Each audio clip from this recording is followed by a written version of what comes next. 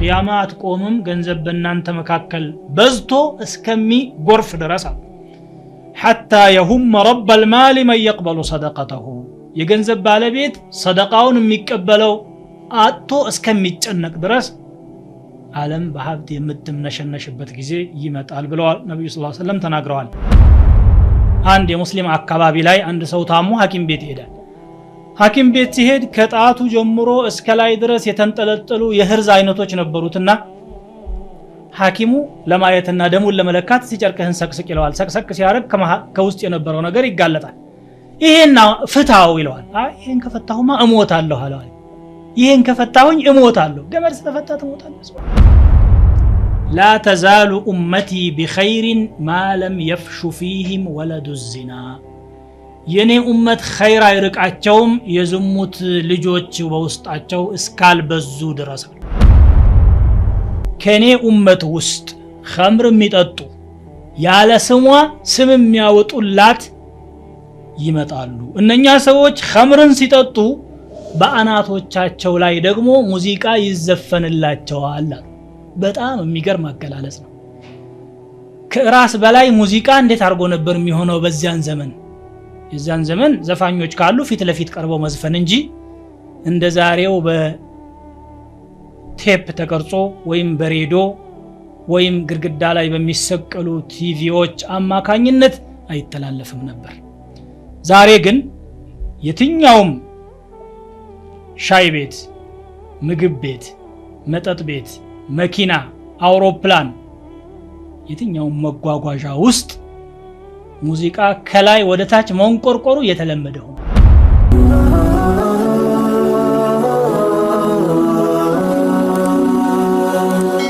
ሰብስክራይብ በማድረግ ቤተሰብ ይሁኑ።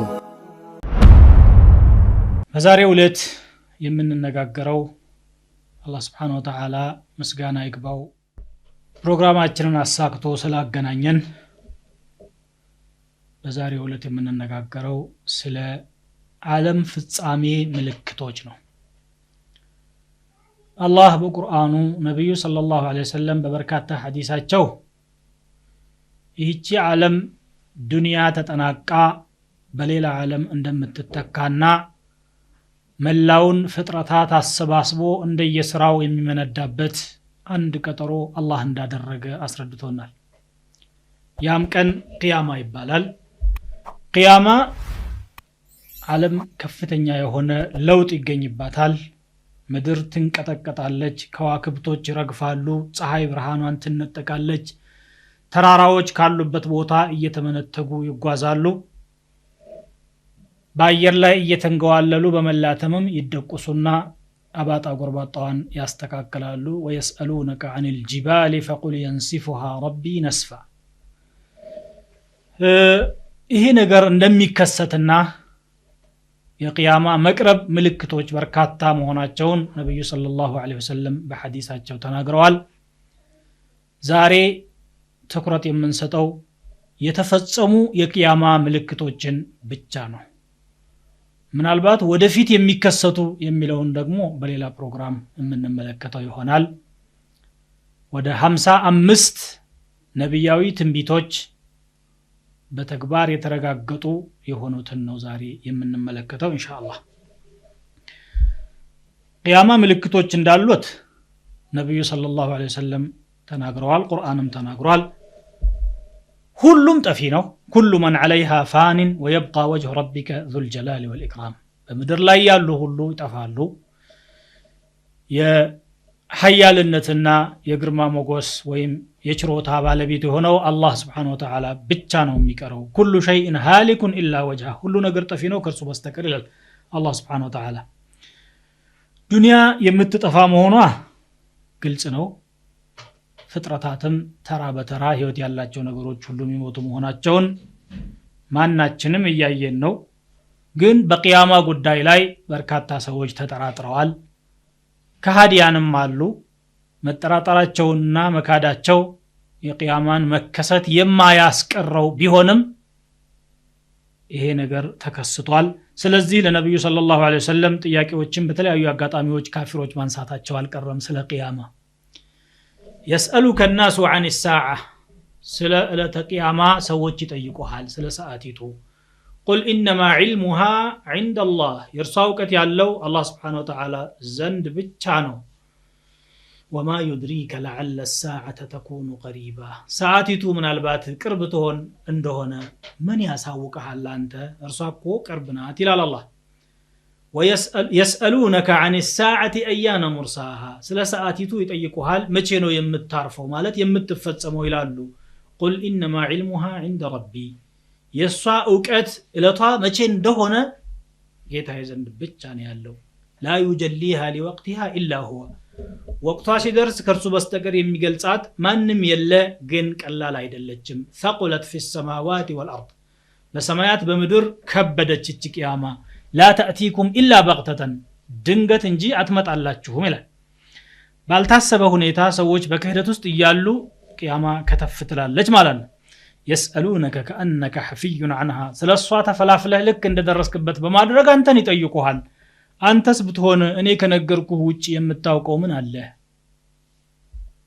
قل إنما علمها عند الله ولكن أكثر الناس لا يعلمون የእርሷ እውቀት ያለው አላህ Subhanahu Wa Ta'ala ዘንድ ብቻ ነው ነገር ግን ከሰዎች አብዛኛዎቹ አያውቁም በላቸው ይላል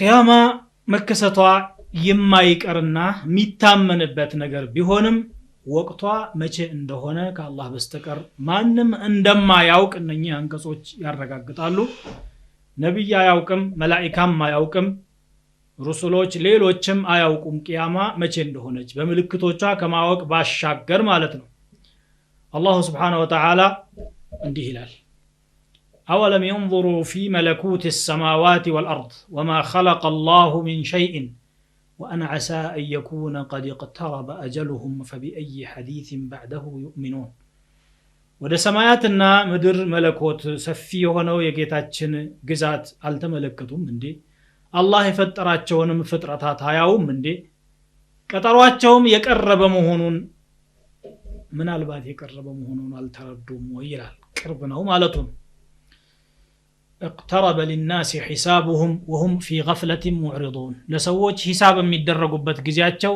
ቀረበላቸው እነሱ ደግሞ በመዘንጋት ውስጥ ነው ያሉት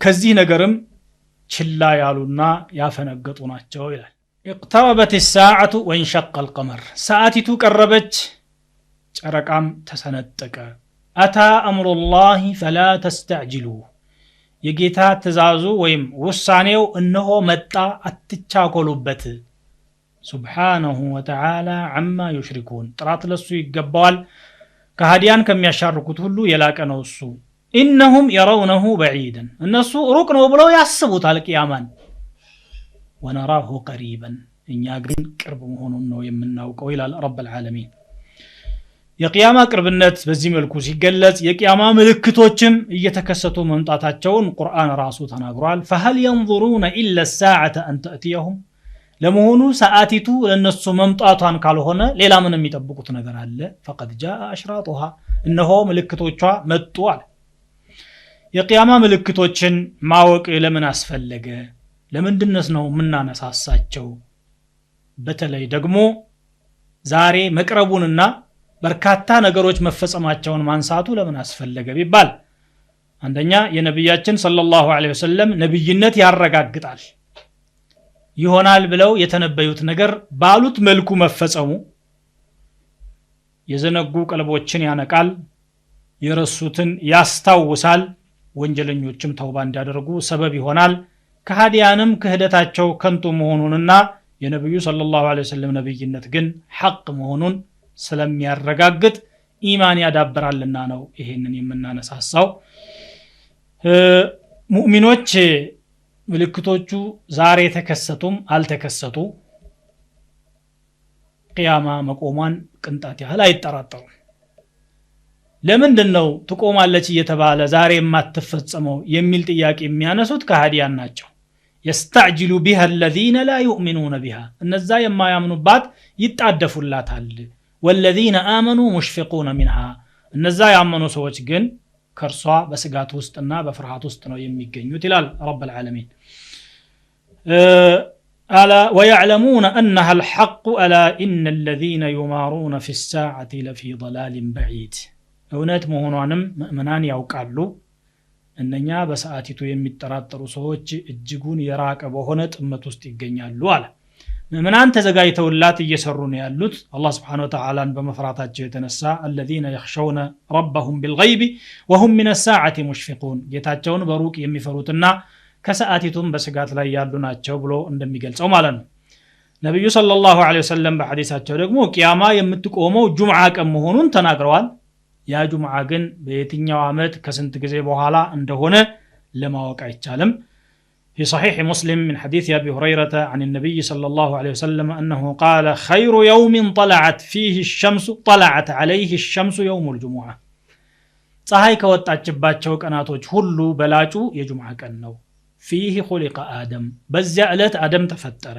وفيه أدخل الجنة ወደ ጀነትም የገባው በዚያው በጁምዓ ቀን ነው وفيه أخرج منها ከጀነት ወደ ምድር እንዲወጣ የተደረገውም በዚያን ዕለት ነው ولا تقوم الساعة إلا يوم الجمعة ሰዓቲቱ ደግሞ ከጁምዓ ቀን ውጪ አትቆምም አሉ ነብዩ ሰለላሁ ዐለይሂ ወሰለም በሌላ ሪዋያ ደግሞ ኢማም አህመድና ማሊክ ባወሩት ከአቡ ሁረይራ ነው وفيه تقوم الساعة بجمعة كان قيامات قومالج قالوا بحالا وما من دابة إلا وهي مصيخة يوم الجمعة እያንዳንዷ በመድር ላይ ተንቀሳቃሽ ሆነች እንሰሳ የጁምዓ ዕለት በስጋት ትጠብቃለች ታዳምጣለች من حين تصبح حتى تطلع الشمس ከነጋ ጊዜ ጀምሮ ፀሐይ حتى እስከምትወጣ ድረስ إلا الجن والإنس ይሄንን ቁብ የሌላቸው ጅኖችና ሰዎች ብቻ ናቸው አሉ ሌሎች እንስሳቶች እንኳን ጁምዓ ቀን ሲመጣ ምናልባት ቂያማ የሚቆመው ዛሬ ይሆን በሚል በስጋት ይተባበቃሉ ሸፈቀ من الساعة ከቂያማ ከመስጋታቸው የተነሳ ብለዋል ነብዩ ሰለላሁ ዐለይሂ ወሰለም የቂያማ ምልክቶች በጣም በርካታ ናቸው ከነዚያ መካከል እንግዲህ ሰዎች ከኸይር መዘንጋታቸው መሆኑን ቁርአን ራሱ ገልጿል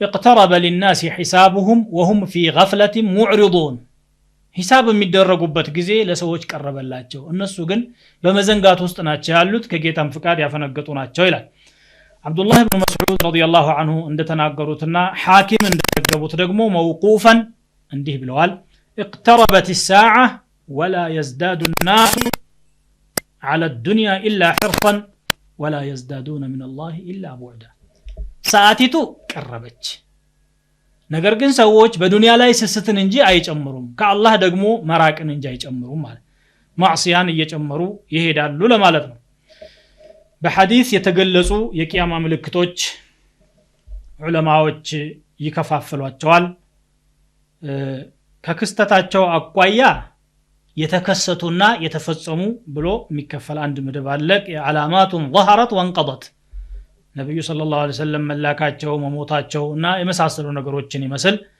እንደገና ደግሞ እየተከሰቱ ያሉ በየዕለቱ የምናያቸው የቂያማ ምልክቶች አሉ ዚና መስፋፋት ኸምር መብዛት ሪባ መስፋፋትን ይመስል ሶስተኛው ደግሞ እስከዛሬ ያልተከሰተና ቂያማ ጫፍ ላይ ሲደርስ የሚከሰቱ አሉ ደጃል መዝለቁ ዒሳ መውረዳቸው ይመስል ማለት ነው እናም የቂያማ ምልክቶች ከግዝፈታቸውና ከቅለታቸው አኳያ ደግሞ ለሁለት ይከፍሏቸዋል ዑለማዎች ዓላማቱን ኩብራ ትላልቅ ምልክቶች የተባሉ አሉ ዓላማቱን ሱግራ ትናንሽ ምልክቶች የተባሉ ደግሞ አሉ ትላልቅ የተባሉት ደጃል መውጣቱ መህዲ መዝለቁ ከምድር የምትወጣ እንስሳ ሰዎችን የምታናግር ብሎ አላህ በቁርአን የተናገራት መውጣቷ ፀሐይ ከምስራቅ ሳይሆን ከምዕራብ በኩል መውጣቷና የእጁጅና መእጁጅ መምጣታቸው ሌሎችም ይገኙበታል ታላላቅ ምልክቶች የሚባሉ እነኚህ እስከዛሬ አልተከሰቱም ትናንሽ ምልክቶች የሚባሉት ደግሞ በጣም በርካታዎች ናቸው እነሱ በአብዛኛው ተከስተዋል ዛሬም እንግዲህ በፕሮግራማችን የምንመለከተው 55 የቂያማ ምልክቶች የተፈጸሙትን ነው ማለት ነው አንደኛው የነብዩ ሰለላሁ ዐለይሂ ወሰለም መላክ ራሱ ነው ነብዩ ሰለላሁ ዐለይሂ ወሰለም ለሳቸውና በቂያማ መካከል ሌላ ነብይ የለም የመጨረሻው ነብይ ናቸው ይህን አስመልክቶ ቡኻሪና ሙስሊም በዘገቡት ረሱል ሰለላሁ ዐለይሂ ወሰለም እንዲህ ብለዋል عن أنس بن مالك عن النبي صلى الله عليه وسلم قال بعثت أنا والساعة كهاتين أنينا قياما عندنا ሁለት ጣቶች በመሆን ነው የተላክነው እኔ ለቂያማ ያለኝ ቅድመት ይህቺ አመልካች ጣት ከረጅሟ ጣት ያላትን ርቀት ያህል ነው ለቂያማ ጫፍ ላይ ነው የተላኩት ለማለት ነው የሳቸው መላክ አንዱ የቂያማ ምልክት ነው እንደገና ደግሞ የጨረቃ መሰንጠቅ ጨረቃ ለሁለት ተከፍላ ቁረይሾች ከነብዩ ሰለላሁ ዐለይሂ ወሰለም ጋራ እሳት አገባ ላይ በነበሩበት ሰዓት ምድር ወርዳ አይተዋታል ግማሽ አካሏ ማለት ነው ይሄ በቁርአንም ተነግሯል اقتربت الساعه وانشق القمر ሰዓቲቱ ቀረበች ጨረቃም ተከፈለች ብሎ በቁርአን ሱረቱል ቀመር ላይ እንደሚናገረው ማለት ነው ይሄ ደግሞ ጨረቃ ለሁለት ተሰንጥቃ እንደገና መልሳ የተያያዘች መሆኗ በዛሬው የስነ ፈለክ ሊቃውንቶችም እየታመነበትና ጨረቃ ላይ ፈርሶ የመግጠም ምልክት ይታያል እያሉ ነው ያሉት طبق ما اخبر به القرآن ቁርአን በተናገረው መሰረት በትክክል መፈጸሙን ለካሃዲያን እንኳን በማያሻማ መልኩ የሚያሳምን ነገር እያዩ ነው ያሉት ማለት ነው ሶስተኛው የረሱል ሰለላሁ ዐለይሂ ወሰለም መሞት ነው ይሄም የቂያማ ምልክት መሆኑ በሐዲስ ተነግሯል እሳቸው ትሞታለህ ተብሎ ተነግሯቸዋል ኢነከ መይቱን ወኢነሁም መይቱን አንተም ትሞታለህ እነሱም ይሞታሉ የማይሞት ረብ العالمين ብቻ ነው وما جعلنا لبشر من قبلك الخلد ካንተ በፊት ለሰው ልጅ ዘላለማዊነትን አላደረግንም ይላል ረሱል ሰለላሁ ዐለይሂ ወሰለም መሞታቸው በኡማቸው ላይ ከተከሰቱ ታላላቅ አደጋዎች መሐከል ግንባር ቀደሙን የሚይዝ ነው كما روى الإمام ابن ماجه رحمه الله عن عائشة رضي الله عنها أن النبي صلى الله عليه وسلم قال يا أيها الناس إن أنت سوجهوي أيما أحد من الناس أو من المؤمنين أصيب بمصيبة من يوم سو أدقى يقات موكهنا فليتعز بمصيبته بي بني بدرسبت بني موت بدرس وأدقى يسنانا عن المصيبة التي تصيبه بغيري كان ليلا بال أكال كم يقاتم مصيبة هلو بزيه سنانا فإن أحدا من أمتي لن يصاب بمصيبة بعدي أشد عليه من مصيبتي ما نمسو كان يبو حالا كان يموت يبلت أدقا آيا قاتمهم بلوال يا رسول صلى الله عليه وسلم بأمات مكاكل منور نعمانو የሳቸው መነጠል ደግሞ በርግጥ ሙሲባ ነበረ ይሄን ሐዲስ ሼኽ አልባኒ صحيح ነው ብለውታል السلسلة الصحيحة ላይ ለምንድነው ይሄ ትልቅ አደጋ ነው የተባለው ይሄ ነብዩ ሰለላሁ ዐለይሂ ወሰለም በኡማዎቻቸው መካከል መኖር ፊትናና አዛብ እንዳይወርድ ሰበብ ስለነበረ ነው አላህ Subhanahu Wa Ta'ala አንተ በህይወት እያለህ በኡማህ ላይ አጠቃላይ የሆነ ጥፋት አላመጣም ብሎ ቃል ገብቶላቸዋልና وما كان الله ليعذبهم وانت فيهم አንተ በመካከላቸው እያለህ አላህ አይቀጣቸውም ይላል وما كان الله معذبهم وهم يستغفرون እነሱም ደግሞ ምህረትን እየለመኑ እያለ አይቀጣቸውም አመፀኛ ሲሆኑ እንጂ በማለት ይናገራልና ነብዩ ሰለላሁ ዐለይሂ ወሰለም እስካሉ ድረስ አዛብ እንደማይመጣ ዋስትና ነበርና ነው የሳቸው መሞት ከባድ አደጋ ነው ተብሎ የሚገለጸው ማለት ነው በሌላ በኩል ረሱል ሰለላሁ ዐለይሂ ወሰለም ሙስሊምና ኢማሙ አህመድ ከአቡ ሙሳ አልአሽዓሪ እንደዘገቡት قال النجوم أمنة للسماء ከዋክብቶች መኖራቸው ሰማይ አማን መሆኑን ያረጋግጣል አሉ فإذا ذهبت النجوم أتى السماء ما توعد ከዋክብቶች ከረገፉ ሰማይ የተቀጠረችው ቀጠሮዋ ደረሰ ማለት ነው አሉ ቂያማ ሲቀርብ ከዋክብቶች ስለሚረግፉ ማለት ነው وإذا الكواكب انتثرت ብሎ በቁርአን እንደሚናገረው ከዋክብቶች ሲረግፉ በማለት وانا امنه لاصحابي እኔ ደግሞ ለሰሃቦቼ አማን ነኝ እኔ እስካለሁ ድረስ በሰሃቦቼ ላይ አደጋ አይደርስም فاذا ذهبت اتى اصحابي ما يوعدون እኔ ከተወገድኩኝና ከጠፋሁኝ ወይም ከሄድኩኝ ሰሃቦቼ የተቀጠሩት ነገር መጣባቸው ማለት ነው አሉ واصحابي امنه لامتي የኔ አስሐቦች ደግሞ ለኡማዬ አማን ይሆናሉ መኖራቸው ለነሱ ኸይር ነው ሱሐቦች ያሉ ክፉ ነገር ስለማይመጣባቸው فاذا ذهب اصحابي اتى امتي ما يوعدون ሱሐቦች ከሄዱ ኡማዎቼ ደረሰባቸው የተቀጠሩት ቀጠሮ ማለት ነው ብለዋል ረሱል ሰለላሁ ዐለይሂ ወሰለም መሞታቸውም ተፈጽሟል ሌላው በይቱል መቅደስ ይከፈታል ብለው ነበር ነብዩ ሰለላሁ ዐለይሂ ወሰለም ነብዩ መዲና ያሉ እንኳንስ ሻም ሀገር ሄደው ፍልስጤን ያለውን ኢየሩሳሌም ቤተል መቅደስን ሊከፍቱ ቀርቶ በመዲና ዙሪያ ያሉ አገሮች እንኳን ብዙ ችግር ላይ በነበሩበት ሰዓት ሙሉ ለሙሉ አረቢያ በሳቸው ቁጥጥር ባልሆነችበት ሰዓት ቤተል መቅደስ ይከፈታል ብለው ተናገሩ እንደውም ቅርብ ጊዜ አሉ እንዳሉትም ከሂጅራ በ16ኛው አመት ነብዩ ሰለላሁ ዐለይሂ ወሰለም ከዚህ ዓለም ተነጥለው በ6 አመት አካባቢ ቤተል መቅደስ በዑመር ኢብኑ ኸጣብ ዘመን ተከፈተ ማለት ነው ዑመር ኢብኑ ኸጣብ ቤተል መቅደስን ከፍተው መስጂዱንም ሰርተዋል ይሄም ተፈጽሟል ሌላው الموت الجماعي በጣም በርካታ ህዝብ በአንድ ጊዜ የሚያልቅበት ወባና ወረርሽኝ ይፈጠራል አሉ ረሱል ሰለላሁ ዐለይሂ ወሰለም ይሄም ደግሞ ابن حجر العسقلاني رضي الله عنه እንዳሉት አምዋስ የሚባል ቦታ ላይ በፍልስጤን አካባቢ ከሂጅራ በ18ኛው አመት በጣም በርካታ የሆኑ ህዝቦች አልቀዋል ይላሉ ابن حجر في خلافة عمر بن الخطاب ከ25000 በላይ ሰዎች ማከላቸው በርካታ ሱሐቦች ያሉበት አንድ ጊዜ አልቀዋል አሉ ይሄ ጅማሬውን ነው የሚያሳየው እንጂ እንደዚህ ሰፊ እልቀት የሚፈጠርባቸው አጋጣሚዎች ከዛን ጊዜ ጀምሮ በተለያየ ዓለም ክፍል ተከስተዋል ግማሹ በተፈጥሮ አደጋ ይሆናል ለምሳሌ የሱናሚ እልቀት ይመስል በኢንዶኔዥያ አካባቢ የተከሰተው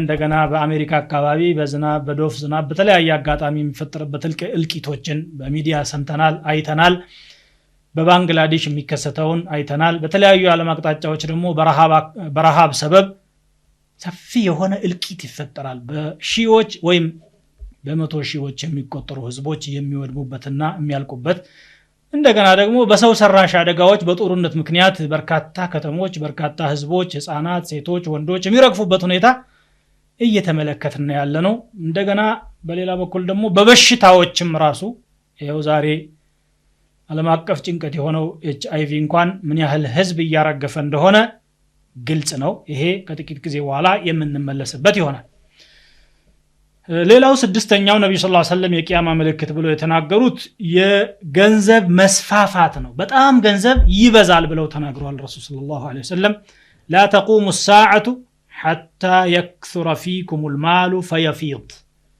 قيامات قومم ገንዘብ በእናንተ መካከል በዝቶ እስከሚ ጎርፍ ድረስ حتى يهم رب المال من يقبل صدقته የገንዘብ ባለቤት ሰደቃውን የሚቀበለው አጥቶ እስከሚጨነቅ ድረስ ዓለም በሀብት የምትምነሸነሽበት ጊዜ ይመጣል ብለዋል ነብዩ ሰለላሁ ዐለይሂ ወሰለም ተናግረዋል ويعرض وحتى يعرضه فيقول الذي يعرضه عليه لا أرب لي فيه በየመንደሩ እየዞረ ድሃዎችን ፍለጋ ድሃ ነው ብሎ ለሚያስበውን ካስቲችን ገንዘብ ተቀበለኝ ሰደቃ ብሎ ሲሰጠው አይ ዛሬ እንኳን ገንዘብ አልፈልግም ትላንት ነበር የቸገረኝ አሁን አግኝቻለሁኝ ራሴን እችላለሁ እያለ ማይቀበልበት ጊዜ ይመጣል ብለው ተናግረዋል በሌላም ሐዲስ ይሄኛው ሐዲስ ቡኻሪና ሙስሊም ዘግበውታል ቀጣዩ ሐዲስ ደግሞ عن أبي موسى الأشعري رضي الله عنه عن النبي صلى الله عليه وسلم قال لا يأتين على الناس زمان يطوف فيه الرجل بالصدقة من الذهب عند زمن يمطال ودفيت عند باለ ገንዘብ ወርቁን ይዞ መንደር ለመንደር የሚቀበለው ፍለጋ የሚዞርበት ጊዜ ثم لا يجد احدا ياخذه አንድ እንኳን የሚቀበለው ማያገኝበት ጊዜ ይመጣል ይላል ይሄ ግማሾቹ ዑለማዎች ተከስቷል በዑመር ኢብኑ አብዱል አዚዝ ዘመን የተከሰተው ብለዋል روى يعقوب بن سفيان من طريق عمر بن أسيد قال لا والله ما مات عمر بن عبد العزيز حتى جعل الرجل يأتينا بالمال العظيم عمر بن عبد العزيز على موتم عند سو ገንዘብ ይዞ መጥቶ ሲያበቃ اجعلوا هذا في من ترون ይሄንን ገንዘቤን ለመሰላችሁ ስጡ እስካለን ድረስ ይዞ ይመጣና ስጡ ይለናል ያንን ገንዘብ የምንሰጠው ሰው ፍለጋ ቁጭ አድርገነው እንጠብቃለን በየጊዜው ደሃ ይገኛል ብለን ስንጠብቅ የሚቀበለን አተን ለባለቤቱን መልሰዋለን ባለቤቱ ይመጣና ያን ገንዘብ ሰጣችሁልኝ ወይ ብሎ ሲጠይቀን አይ አልሰጠንም የሚቀበል አላገኘንም እንለዋለን አይ እኔ አግኝቻለሁ ብሎ ወስዶት ይሄዳል ወስዶት ደግሞ አገኘሁ ወዳለው ደሃ ሲሄድ አይ እኔ በቅቶኛል አልፈልግም የሚልበት ጊዜ አሳልፈናል ይላል قد اغنى عمر بن عبد العزيز الناس አለ ይሄንን እንግዲህ ተከሰቷል ብለው ተናግረዋል ابن حجر العسقلاني رحمه الله عليه قال اسناده جيد በዑስማን ዘመን የተከሰተው ፈትህ ነው ብለው የፈሰሩም አሉ ሌላው ደግሞ ይሄ የሚከሰተው አሁን ሳይሆን በመህዲ المنتظر ዘመን ነው ገና አልተከሰተም መህዲ ሲመጣ የዛን ጊዜ ነው ويفيض المال فيضا ብለው ተናግረዋል ነብዩ ሰለላሁ ዐለይሂ ወሰለም በመህዲ ዘመንና ያ ነው ብለው የተናገሩ ዑለማዎች አሉ በከፊል ተፈጽሟል ማለት እንችላለን በከፊል ደግሞ ገና ይከሰታል ማለት ነው ሌላው ነብዩ ሰለላሁ ዐለይሂ ወሰለም የተናገሩት እያንዳንዱ የሙስሊም ቤት ውስጥ የሚገባ ፊትና ይመጣል እያንዳንዱ የሙስሊም ቤት ውስጥ የሚገባ ፊትና ማለት ምንድነው በሚለው ዑለማዎች ብዙ ሐሳብ ሰጥተዋል ቀደምት ዑለማዎች እንደ ኢብኑ ሐጀር አልአስቀላኒ ይሄ የጀመረው በዑስማን መገደል ነው አሉ ኸሊፋው ዑስማን ሙስሊሞችን በትክክል እየመሩ ያሉ ጥቂት ሽፍታዎች ተነስተው መዲናን በወረሩበትና እሳቸውን በገደሉበት ጊዜ በሙስሊሞች መካከል ከባድ ፊትና ተፈጥሮ እያንዳንዱ ቤት ውስጥ ችግር የገባበት ወቅት ነበረ ፍጅትና መተላለቅም ተፈጥሯልና እያንዳንዱ ቤት ይገባል የተባለው ፊትና ይሄ ነው ይላሉ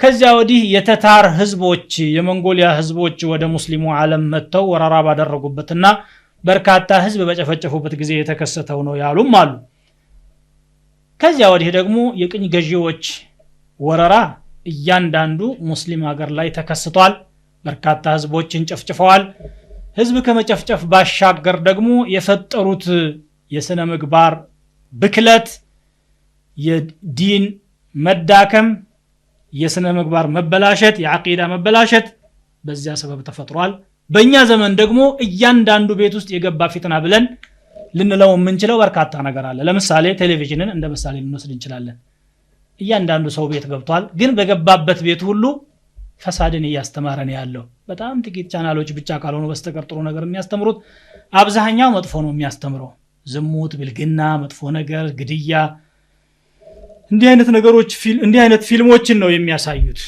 ኢንተርኔት አለ በየጓዳው የገባ በየኪሱ ሰዎች እየተሸከሙ የሚሄዱባቸው ላፕቶፖችና ሞባይሎች ይሄንን ይሰራሉ ሌሎችም እንግዲህ በዘመናችን እያንዳንዱ ቤት የገቡ ፊትናዎች አሉ ተከስቷል ማለት እንችላለን ከዚህም ውጪ ደግሞ አላህ የሚፈጥረውን አላህ Subhanahu Wa Ta'ala ብቻ ነው የሚያውቀው በዚህ አንገድበውም የነብዩ ሰለላሁ ዐለይሂ ወሰለም ትንቢት ማለት ነው እነኚህን አሁን የጠቀስኳቸውን 7 ዓላማዎች ወይም ምልክቶች ግማሾቹን ማስረጃቸውን አቅርቤያለሁ ግን ስድስቱን በአጠቃላይ ነብዩ ሰለላሁ ዐለይሂ ወሰለም በአንድ ሐዲስ የተናገሩበት ስላለ ያንን ላንሳ جاء في الصحيحين من حديث عوف بن مالك رضي الله عنه قال أتيت النبي صلى الله عليه وسلم في غزوة تبوك نبياتنا صلى الله عليه وسلم يتبوك زمچ እለት አጠገባቸው ሄድኳል وهو في قبة من أدم كقدا يتسرى ድንኳን ውስጥ ተቀምጠው ነበር እሳቸው اعدد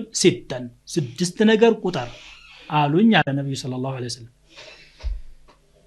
بين يدي الساعة كقيامة فيت የሚከሰቱ 6 ነገሮችን ቁጥር አዳምጠኝ 1 موتي የኔ መሞት ነው ثم فتح البيت المقدس ከዚያ ቀጥሎ ቤተ المقدس መከፈት ነው ثم موتان ከዚያ በኋላ ደግሞ እልቂት ይፈጠራል ياخذ فيكم كقعاص الغنم እናንተን የሚፈጃቸው ሆነ እንደ ፍየል በሽታ በአንድ ጊዜ እርም የሚያረግ ይመጣል አሉ ሰሃቦችን ማለት ነው ቅድም የጠቀስኩት ታሪክ ይሄን አረጋግጧል 25000 በላይ የሚሆኑ ሰዎች በርካታዎቹ ሰሃቦች የሆኑት ያለቁበት ማለት ثم استفاضه المال ከዚያ ደግሞ የገንዘብ መጉረፍ ነው መብዛት ነው አሉ ثم هدنه تكون بينكم وبين بني الاصفر ከዚያ በኋላ ደግሞ ጊዜያዊ የሆነ ሰላም በእናንተና በነጮች መካከል ይፈጠራል አሉ ምናልባት የዛሬው ሊሆን ይችላል በተባበሩት መንግስታትና በሌላው ዓለም መካከል ሰላም የሚመስል ነገር ተፈጽሟል አብዛኛው ምዕራቦቹ ናቸው እሱን እየመሩ ያሉትና በእናንተ መካከል ሰላም ይፈጠራል ያሉት ይሄንን ነው ثم فيغدرون ከዛ በኋላ ይከዳሉ አሉ ስምምነቱን እነሱ ያፈርሱና فيأتون تحت 80 غاية ከ80 ባንዲራ ስር ሆነው ተሰባስበው እናንተን ለመውረር ይመጣሉ ብለው ነብዩ ሰለላሁ ዐለይሂ ወሰለም ተናገሩ። ሌላው ደግሞ ስምንተኛው የቂያማ ምልክት አንተሊደ الأمة ربتها አንዲት ባሪያ ጌታዋን መውለዷ ነው አሉ ነብዩ ሰለላሁ ዐለይሂ ወሰለም። እናቲቱ ባሪያ ልጇ ግን የሷ ጌታ የሚሆንበት ይፈጠራል። ይሄ ማለት ምንድነው? وذلك كناية عن كثرة الفتوحات ሙስሊሞች ሰፊውን የዓለም ክፍል ይከፍቱትና በርካታ ዕቁባትን የማግኘት እድል ይኖራቸዋል። ከነኛ ሰዎች ደግሞ ይወልዳሉ። የሚወለደው አባቱን ስለሚከተል እንደ ጌታ እንደ አለቃ ይቆጠራል ማለት ነው ብለው የፈሰሩ ዑለማዎች አሉ። ሌላው ደግሞ ልጅ ለናቱ ጨካኝ ከመሆኑ የተነሳ አኺረት ዘማን ወደ ቂያማ አካባቢ እናቱን እንደ ባሪያ አድርጎ የሚመለከትበት ሁኔታ ይፈጠራል አሉ። ዛሬ ይሄ ተፈጥሯል ቢባል ምንም ስህተት አይደለም። ምክንያቱም በርካታ ሰዎች የእናት ሐቅ ምን እንደሆነ ሳያውቁ እናቶቻቸውን እንደ አሽከር የሚመለከቱ አንዳንድ ጊዜም ለመስማት በሚዘገንን መልኩ እናቶቻቸውን የሚሰድቡ የሚገርፉም መፈጠራቸው አልቀረምና ማለት ነው። ነብዩ ሰለላሁ ዐለይሂ ወሰለም ተናግረው የነበሩት እናት የጀነት ቁልፍ ናት፣ እናትን ታዘዙ ብሎ አላህ Subhanahu Wa Ta'ala በቁርአኑ አዟል። ነብዩ ሰለላሁ ዐለይሂ ወሰለም 3/4 መብት የእናት ነው፣ 1/4 የአባት ነው ብሎ እስከ መናገር የደረሰ ክብሯን ከፍ የሚያደርግ የቁርአንና የሐዲስ አስተምህሮት አለ። ይሄን ግን ወደ ጎን በመተው እናቶችን ዝቅ አድርጎ የሚመለከቱበት ጊዜ ይፈጠራል ብለው ነብዩ ሰለላሁ ዐለይሂ ወሰለም ተናግረው ነበር። ይሄም ተፈጥሯል። ከዚህ የባሰ ደግሞ ሊፈጠር ይችላል ይሆናል፣ አላሁ አዕለም። ዘጠነኛው የፎቆች መብዛት ነው። ይሄ በሚገርም ሁኔታ በአለም በፍጥነት እየተከሰተ ያለ ነገር ነው። ምናልባት ወደኛ ሀገር ዘግየት ብሎ የገባ ነው ቢባልም ሌላው ሀገር ውሎ አድሯል። 20 30 40 100 ፎቆች በተከታታይ ወደ ላይ የሚገነቡባቸው አጋጣሚዎች ተፈጥረዋል። በአረቢያ ምድር ከ30 ዓመት በፊት ዘላኖች የነበሩ ከብት አርቢዎች ዛሬ የብዙ ፎቅ ባለቤቶችና ሚሊዮነሮች ሆነው ይስተዋላሉ። ምናልባት ለጉርሳቸው እንኳን የሚሸፍኑበት አጥተው ሐጅ የሚያደርጉ ሰዎችን መንገድ ላይ ተጠብቀው እባካቸው ሰድቁን ብለው ይለምኑ የነበሩ ናቸው እነኚህ ሰዎች። ዛሬ ግን የት ደርሰዋል? እናም በሀብታቸው የተነሳ ሌላውን ክፍል በዝቅተኝነት የሚመለከቱበት ሁኔታ ነው የተፈጠረው። ነብዩ ሰለላሁ ዐለይሂ ወሰለም እንዲህ በማለት የገለጹት ማለት ነው። ሐዲሱ ጅብሪል የታወቀ ነው። ጅብሪል መጥቶ ነብያችንን ሰለላሁ ዐለይሂ ወሰለም በርካታ ጥያቄዎችን ጠይቋቸው ከዚያ መካከል فأخبرني عن الساعة ስለ ቂያማ ንገረኝ እስቲ መቼ ነው የምትከሰተው ብሎ ጠየቃቸው።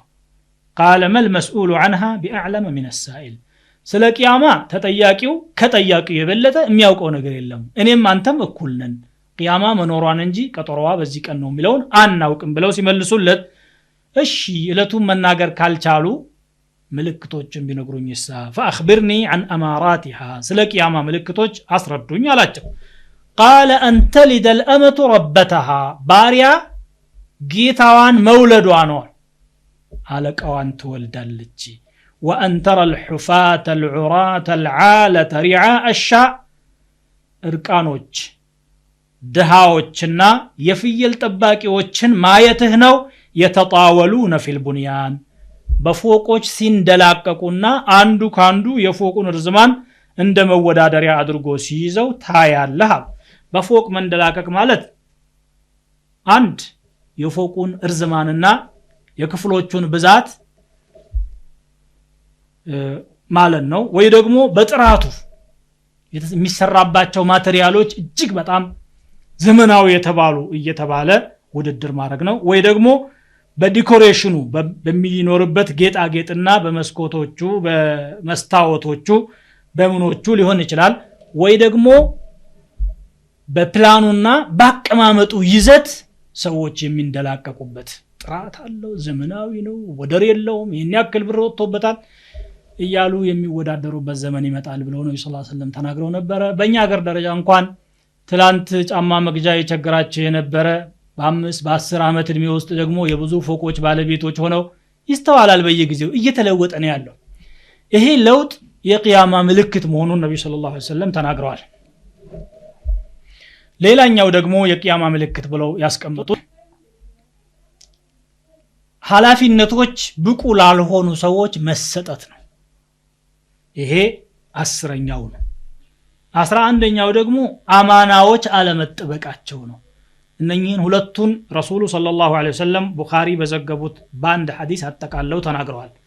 روى البخاري عن أبي هريرة رضي الله عنه أن النبي صلى الله عليه وسلم قال إذا ضيعت الأمانة فانتظر الساعة قال كيف إضاعتها قال إذا وسد الأمر إلى غير أهله فانتظر الساعة أمانة ستراكسنا عندك ألا النجر ستقوتر كايه قيامان تأبك عند صحابي تيقواتشون متى الساعة بلو تيقاتشو قياما مچنو ብሎ ሲጠይቃቸው ዝም ብለው ሌላ ጉዳይ ሲሰሩ ቆዩና ከጥቂት ቆይታ በኋላ በወህይ ተነገራቸው ይመስላል የታሊያ ጠያቂው ብለው አሁን ያነበብኩትን ሐዲስ ተናገሩ። አማና ክብደት ሳይሰጣትና እንደ ተራ ነገር ስትቆጠር ካስተዋልክ ቂያማን ጠብቅ ብለው ነገሩት ሰሃቢውን። እንዴት ነው አማና እንደ ቀላል ነገር የሚቆጠረው አለ። እንግዲህ አማና በዛን ጊዜ በከባድ ይታይ ስለነበረ ማለት ነው። قال إذا وسد الأمر إلى غير أهله عند نجر بقات لليلو سو تسطو كايه ይሄው አማና ተበላሸ ማለት ይሄ ነው። ለህዝብ ታማኝ ያልሆነ ኃላፊነት የማይሰማው አላህን የማይፈራ ኡማውን መራለሁ ብሎ ይነሳል። ዲኑን የማያውቀው ጃሂል ዲን አስተምራለሁ ብሎ ይነሳል። ፈትዋ ሊያደርግ ይነሳል። በአጠቃላይ ብቻ አማና የሚባለው ነገር ተመናምኖ እየተስተዋለ ነው ያለው ባሁኑ ጊዜ ማለት ነው። ይሄንን ነው ነብዩ ሰለላሁ ዐለይሂ ወሰለም የቂያማ ምልክት ብለው ደግሞ የቆጠሩት። 11ኛ 12ኛና 13ኛ የዕልም መመናመን የጀህል መስፋፋትና የግድያ መብዛት የቂያማ ምልክት ነው ብለው ነብዩ ሰለላሁ ዐለይሂ ወሰለም ተናግረዋል። روى البخاري عن عبد الله ابن مسعود وأبي موسى الأشعري رضي الله عنهما أنهما قال النبي صلى الله عليه وسلم إن بين يدي الساعة لأياما ينزل فيها الجهل ويرفع فيها العلم ويكثر فيها الهرج والهرج القتل أخرجه البخاري ومسلم بقيامنا بين مهكل عند مكسة نقروች አሉ ጀህል ይወርዳል አሉ። ልክ እንደ ዝናብ በዓለም ላይ ጀህል ይስፋፋል፣ ዕውቀት ደግሞ ይነሳል ይወገዳል፣ ግድያ ይበዛል አሉ። ሰዎች መካከል ፍጅት ይበዛል ብለው ነብዩ ሰለላሁ ዐለይሂ ወሰለም ተናገሩ። ዒልም ይጠፋል ጀህል ይወርዳል ማለት የዲን ዒልም ይጠፋል ማለት ነው። ዓለማዊ ዒልሙ ላይ ሰዎች ዛሬ ከፍተኛ ትኩረት ሰጥተው እየለፉበት ነው ያሉት። ግን የዲን ዑለማዎች ቁጥራቸው እየተመናመነ ነው ያለው። ረሱል ሰለላሁ ዐለይሂ ወሰለም በሌላ ሐዲሳቸው እንደተናገሩት عن عبد الله بن عمرو بن العاص رضي الله عنهما قال سمعت رسول الله صلى الله عليه وسلم يقول إن الله لا يقبض العلم انتزاعا الله علم كسوች ልቦና እየመዘዘ አያሾልከውም ولكن يقبض العلم بقبض العلماء ነገር ግን ዒልምን የሚያጠፋው ዑለማዎችን በመጨረስ ነው አለ። حتى إذا لم يبق عالما عند انكو عالم اسكما ياسقر درس علماءዎችን ይወስዳቸዋል አላህ። የዚያን ጊዜ ምን ይሆናል? اتخذ الناس رؤوسا جهالا ማህይማን የሆኑ መሪዎችን ሰዎች ይይዛሉ። ሃይማኖት መሪ ይባላሉ፣ ግን ስለ ሃይማኖት ምንም የማያውቁ ማለት ነው። ፈሱኢሉ እነኛ ሰዎች ደግሞ ይጠየቃሉ። ቦታው ላይ ተቀምጠዋልና ኃላፊነት ቦታ ላይ ያሉ ስለሆኑ አዋቂ ይመስለዋል። ሌላው ደግሞ ከነሱ የባሰው ጃሂል ሲጠየቁ አናውቅም ማለትን ያፍራሉ። መድረኩ በእጃችን ነው እንዴት አናውቅም እንላለን በሚል ፈሱኢሉ ፈአፍተው بغير علم ያለ ዕውቀት ምላሽ ይሰጣሉ። ፈضሉ ወአضሉ ራሳቸውም ጠመው ሌላውንም ያጠማሉ አሉ ነብዩ ሰለላሁ ዐለይሂ ወሰለም። ይሄ ቡኻሪና ሙስሊም የዘገቡት ሐዲስ ነው። ዛሬ ሲሄ ተከስቷል ወይ ብንል አዎ በጣም ሰፊ የሆነው አገር ውስጥ ሰፊ ህዝብ ያለበት በርካታ ህዝብ ያለበት አካባቢ ውስጥ አንድ እንኳን ዓሊም ማግኘት የሚያቀጥበት አጋጣሚ አለ። ሸሪዓውን የሚያውቅ አቂዳውን የሚያውቅ በዲኑ ስነ ምግባር የታነጸ ዓሊም ይጠፋል። ዑለማዎች ደግሞ እነኛ ያሉት ተራርቀው ያሉት እንኳን በየጊዜው እየተቀነሱ ነው ያሉት። በአጭር ጊዜ ውስጥ እንኳን በዓለም ውስጥ ያሉ እጅግ ዕውቅ የሆኑ ሙስሊም ምሁራን በተከታታይ የሞቱትን ለአብነት ያህል እንጥቀስ ብንል ታላቁ ሙሐዲስ ሼክ አልአልባኒ፣ ታላቁ ሙፍቲ ሼክ እብኑ ባዝ፣ እብኑ ዑሰይሚን፣ መሐመድ ሙተወሊ ሻዕራዊ፣ ሙስጠፋ ዘርቃ፣ ሙቅብል አልዋዲዒ በርካታ ዑለማዎች ተከታትለው 2-3 ዓመት ባልሞሉ እድሜዎች ውስጥ አልቀዋል። ሀገራችን ከነበሩ ታላላቅ ዑለማዎችን በርካታዎች ሄደዋል። ለምሳሌ በቅርብ ጊዜ ከሄዱት ሼክ መሐመድ ወሊ ረህመቱላሂ ዐለይሂ መጥቀስ እንችላለን። እዚያው በአኺራ አላህ ይመቻቸው። ኢማሙ ነወዊ ረህመቱላሂ ዐለይሂ ይህን ሐዲስ ሲያብራሩ ዒልም ይጠፋል ማለት ከልብ ይታበሳል ማለት አይደለም። ለይሰ መሕወሁ ሚን ሱዱሪ ሑፋዚሂ የዕልም አዋቂዎቹ ይጠፉና በቦታቸው ደንቆሮዎች ተተክተው ግን ደንቆሮነታቸውን ሳያምኑ ራሳቸውን እንደ አዋቂ በመቁጠር በዲን ጉዳይ ላይ ተጠይቀው ምላሽ ይሰጣሉ አሉ። እንግዲህ በፈትዋ ደረጃ ብቃት የሌለው ሰው፣ በማስተማር ደረጃ አህል ያልሆነ ሰው እየተነሳ የሚፈጠረው ዝብርቅርቅ ዛሬ በዓለማችን ላይ የዕለት ከዕለት ክስተት ሆኗልና አላህ ከእንዲህ አይነቱ ፊትና ይጠብቀን። ነብዩ ሰለላሁ ዐለይሂ ወሰለም የተናገሩት ትንቢቱ ግን ገቢራዊ ሆኗል። 14ኛው ረሱል ሰለላሁ ዐለይሂ ወሰለም የቂያማ ምልክት ብለው የተናገሩት ሽርክ መስፋፋት ነው። ደግሞ የሚገርመው ሽርኩ የሚስፋፋው ሙስሊም ነኝ በሚለው ህዝብ ውስጥ ነው አሉ። ظهور الشرك في أمة الإسلام. روى أبو داود وصححه الألباني عن ثوبان رضي الله عنه عن النبي صلى الله عليه وسلم قال: إذا وضع السيف في أمتي لم يرفع عنها إلى يوم القيامة. بني أمة ጫንቃ ላይ ሰይፍ ካረፈ በኋላ እስከ ቂያማ ድረስ አይነሳም አሉ። በየጊዜው ትግሉ ይኖራል ማለት ነው። ولا تقوم الساعة حتى تلحق قبائل من أمتي بالمشركين. ከኔ ኡማ የሆኑ በርካታ ህዝቦች ወደ ሙሽሪኮች ሳይቀላቀሉ ቂያማት ቆመም ማለት ሙስሊም የነበሩ ጎሳዎች ወደ ሙሽሪኮች ይቀላቀላሉ ማለት ነው። وحتى تعبد قبائل من أمتي الأوثان. ከኔ ኡማ የሆኑ ጎሳዎች ጣዖት እስከሚያመልኩ ድረስ ቂያማት መጣም ማለት። ይሄ በዓለም በሰፊው እየተፈጸመ ያለ ነገር ነው። የአክፍሮት ዘመቻ ሙስሊሙን ወደ ኩፍር የመሳብ ዘመቻ እያደረጉ ያሉ ለምሳሌ ከኢስላም ወደ ክርስቲያን ሰዎችን እየገፉ ያሉ በዓለማችን የተሰራጩ ሰባኪዎች በሚሊዮኖች የሚቆጠሩ ሆነዋል። በርካታ ጎሳዎች ከኢስላም ወደ ኩፍር የገቡበት ሁኔታ ተፈጥሯል። ለምሳሌ ያህል በአገራችን በኢስላም ታሪክ የሚታወቁት የሀዲያና የከምባታ ጎሳዎች ሙስሊም ሱልጣኔት የነበራቸው 100% ሙስሊሞች የነበሩት ዛሬ 90% ከሙስሊም ውጪ ወደ ሆነ እምነት ተቀይሮ ማየት እጅግ በጣም የሚያሳዝን ክስተት ነው። ልክ ነብዩ ሰለላሁ ዐለይሂ ወሰለም የተናገሩት ነገር ተፈጸመ ማለት ነው። የሚያሳዝን ነገር።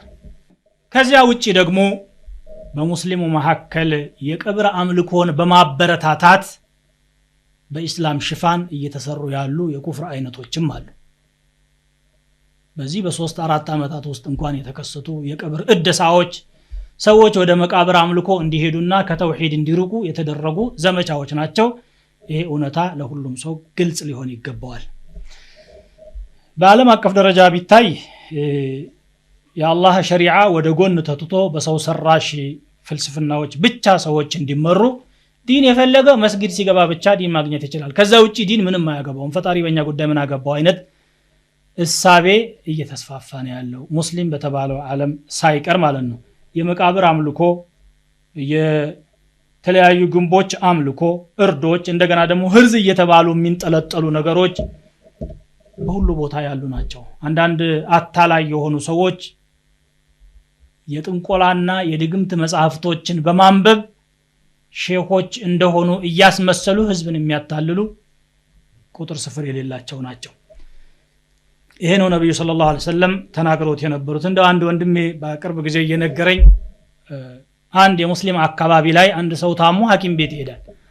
ሐኪም ቤት ሲሄድ ከጣቱ ጀምሮ እስከ ላይ ድረስ የተንጠለጠሉ የህርዝ አይነቶች ነበሩትና ሐኪሙ ለማየትና ደሙን ለመለካት ሲጨርቅህን ሰቅስቅ ይለዋል። ሰቅሰቅ ሲያረግ ከውስጥ የነበረው ነገር ይጋለጣል።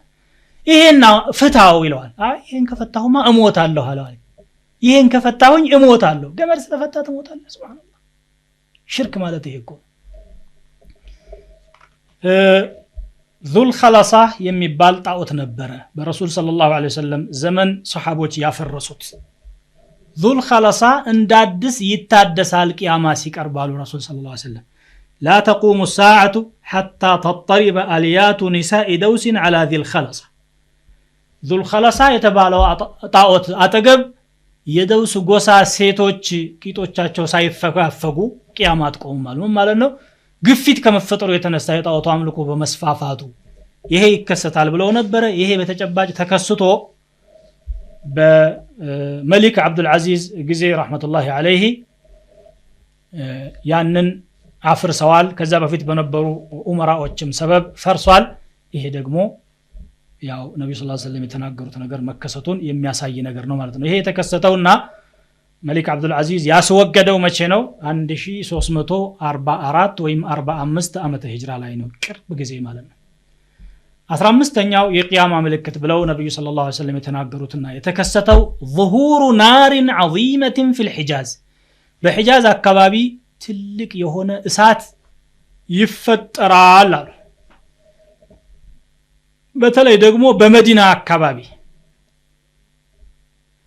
روى البخاري ومسلم عن أبي هريرة رضي الله عنه عن النبي صلى الله عليه وسلم أنه قال لا تقوم الساعة حتى تخرج نار من أرض الحجاز تضيء أعناق الإبل ببصرى كحجاز مدر يمتوطا እሳት ቡስራ በተባለ አገር ያሉ ግመሎችን አንገት የምታሳይ ሳትወጣ ቂያማ አትቆምም አሉ ነብዩ ሰለላሁ ዐለይሂ ወሰለም እንደተባለው ሁሉ ቡስራ ማለት በሻም አገር ወይም በሶሪያ አገር የሚገኝ ከተማ ነው ከመዲና እስከ ሶሪያ ድረስ ምናልባት ከወር በላይ የሚያስሄድ ርቀት ነው መዲና ላይ ይሄ ነገር ተከሰተ ብለው ዑለማዎች ዘግበዋል ከሂጅራ በሰባተኛው ምዕተ ዓመት قال القرطبي رحمه الله قد خرجت نار بالحجاز بالمدينة حجاز كلل مدينة كتما وسط اساتوا وقتا نبره وكان بدؤها زلزلة عظيمة من نشوا تلك يهونه يمدر منقطقط نبر يتفطروا في ليلة الأربعاء بروب إلت كعشاء بحالا كجماد الآخرة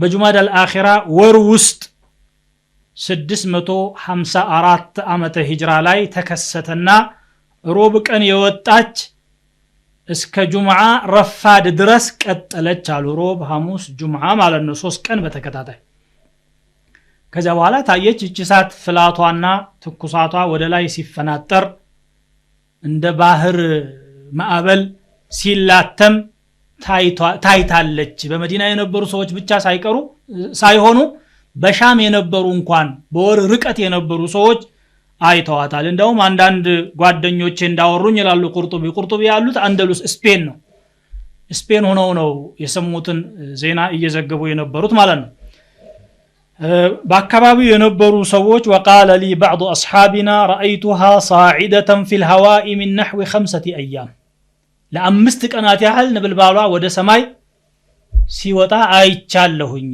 ብሎ አንድ صاحቤ ነግሮኛል رؤيت في مكة ومن جبال بصرى اسك مكة اسك بصرى ترارا درس كمكة مدينة 450 كيلومتر بلاي ነው 450 كيلومتر ድረስ ብርሃኗ የደረሰ እሳት ከመዲና ወጣ ተስተውላለች አሉ ይሄ ሙተዋቲር የሆነ ክስተት ነው وقال الامام ابو شامة رحمه الله وردت في اوائل شعبان سنة 54 بشعبان مجمريا አካባቢ 654 ዓመት ላይ كتب من المدينة المشرفة كمدينة አካባቢ መልእክቶች ደረሱን فيها شرح امر عظيم ትልቅ ነገር የሚያብራሩና የሚያረዱ ናቸው እነኛ ደብዳቤዎች حدث فيها تصديق ما في الصحيحين በቡኻሪና ሙስሊም የተዘገበው ሐዲስ እውነተኝነቱ የተረጋገጠበት ክስተት ነበር فذكر هذا الحديث كذا በኋላ هنا ያነበብኩትን ሐዲስ አቡ ሻማ ጠቀሱና فأخبرني من أثق به أنه بلغه أنه كتب بتيماء على ضوئها الكتب تيماء مبال فلسطين አካባቢ የነበረ ክልል ላይ በዛች ብርሃን መጽሐፎች ሲጻፉ ነበረ እጅግ በጣም ግዙፍ የሆነ ክስተት ነው ይሄ قال النووي رحمه الله تواتر العلم بخروج هذه النار عند جميع أهل الشام ይችሳት መታየቷ የሻም ሀገሮች ህዝብ ሁሉ ዘንድ በትክክል የታወቀና በሰፊው የተወራ ነገር ነው ብለዋል 16ኛው ደግሞ የኸምር መጠጥ መስፋፋት ነው የአስካሪ መጠጦች መስፋፋትና ስማቸው መቀየር ነው ኸምር በሰፊው ይጠጣል ግን ኸምር ተብሎ አይጠራም ሌላ ስም ይሰጠዋል ግን እሱ ኸምር ነው አሉ عن أبي مالك الأشعري رضي الله عنه أنه سمع رسول الله صلى الله عليه وسلم ليشربن ناس من أمتي الخمر يسمونها بغير اسمها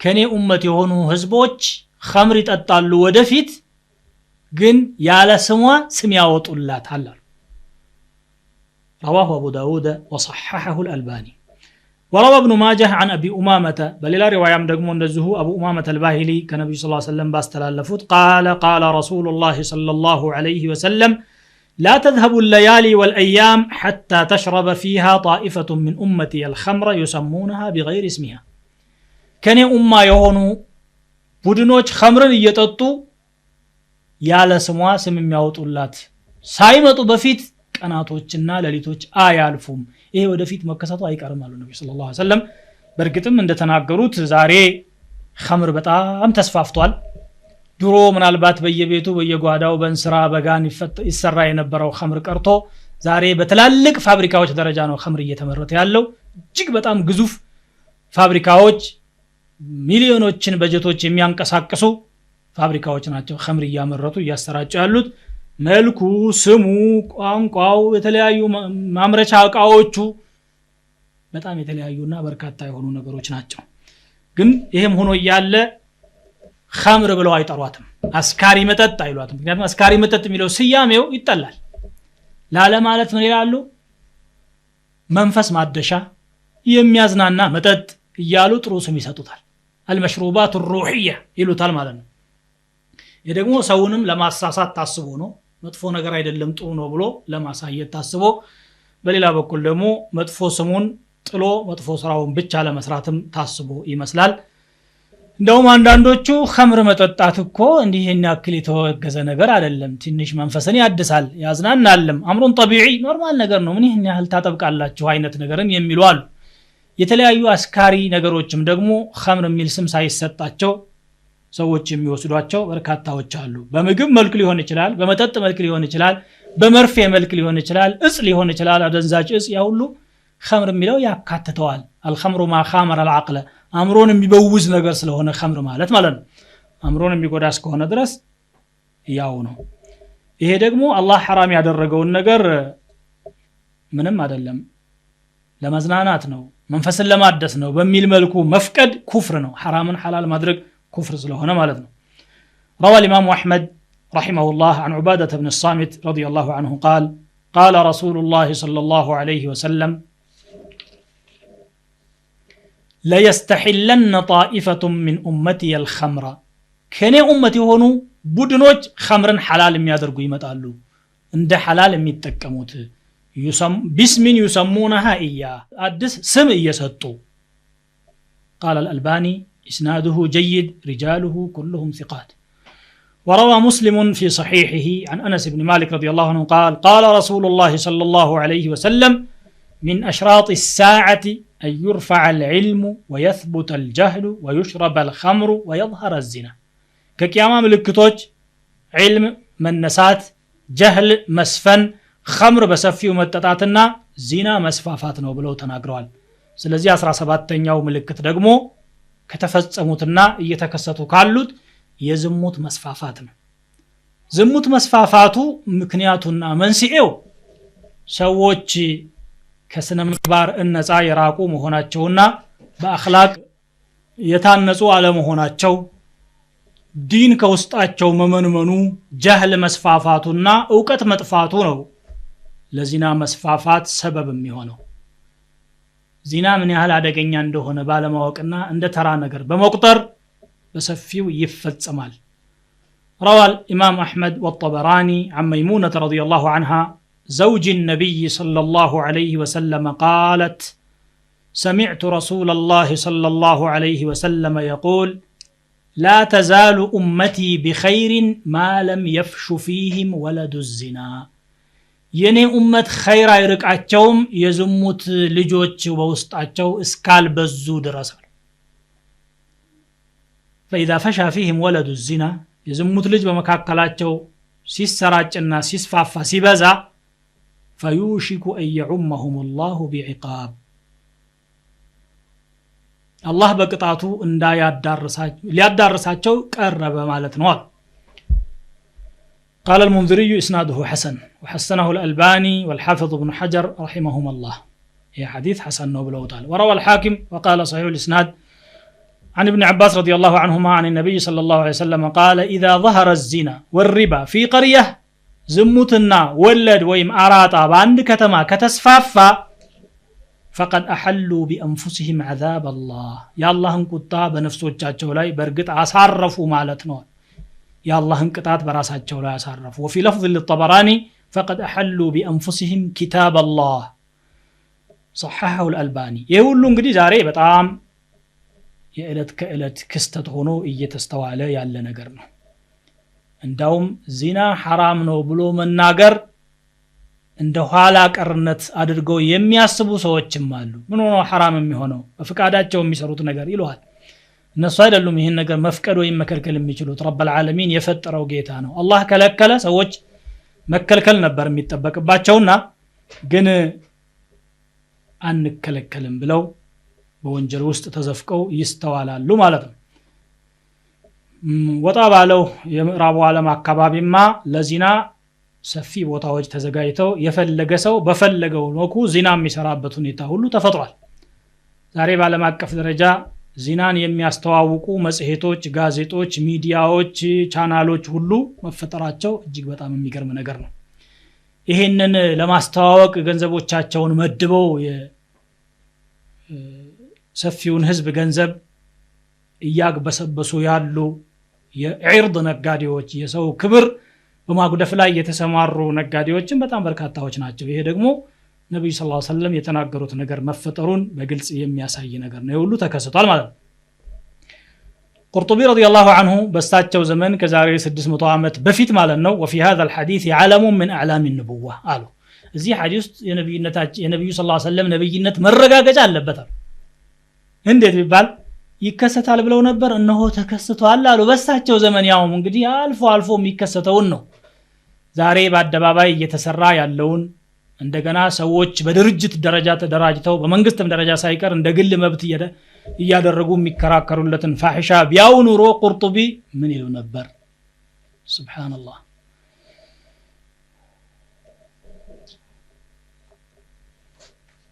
ሌላው 18ኛው ዘፈን መብዛት ነው ሙዚቃ መብዛት የቂያማ ምልክት ነው ብለው نبي صلى الله عليه وسلم تناقروا نبر في صحيح البخاري من حديث عوف بن مالك من حديث أبي مالك أو أبي عامر الأشعري رضي الله عنه أنه سمع النبي صلى الله عليه وسلم يقول ليكونن في أمتي أقوام يستحلون الحر والحرير والخمر والمعازف بني أمة مجرشا كبابي يمفتروا سوى تشالو زناني فقدالو حرن لوندوج حلال يادرقالو خمرن እንደ ሐላል አድርገው ይተቀማሉ ሙዚቃንም ዘፈንንም እንደ ሐላል አድርገው የሚተቀሙ ይመጣሉ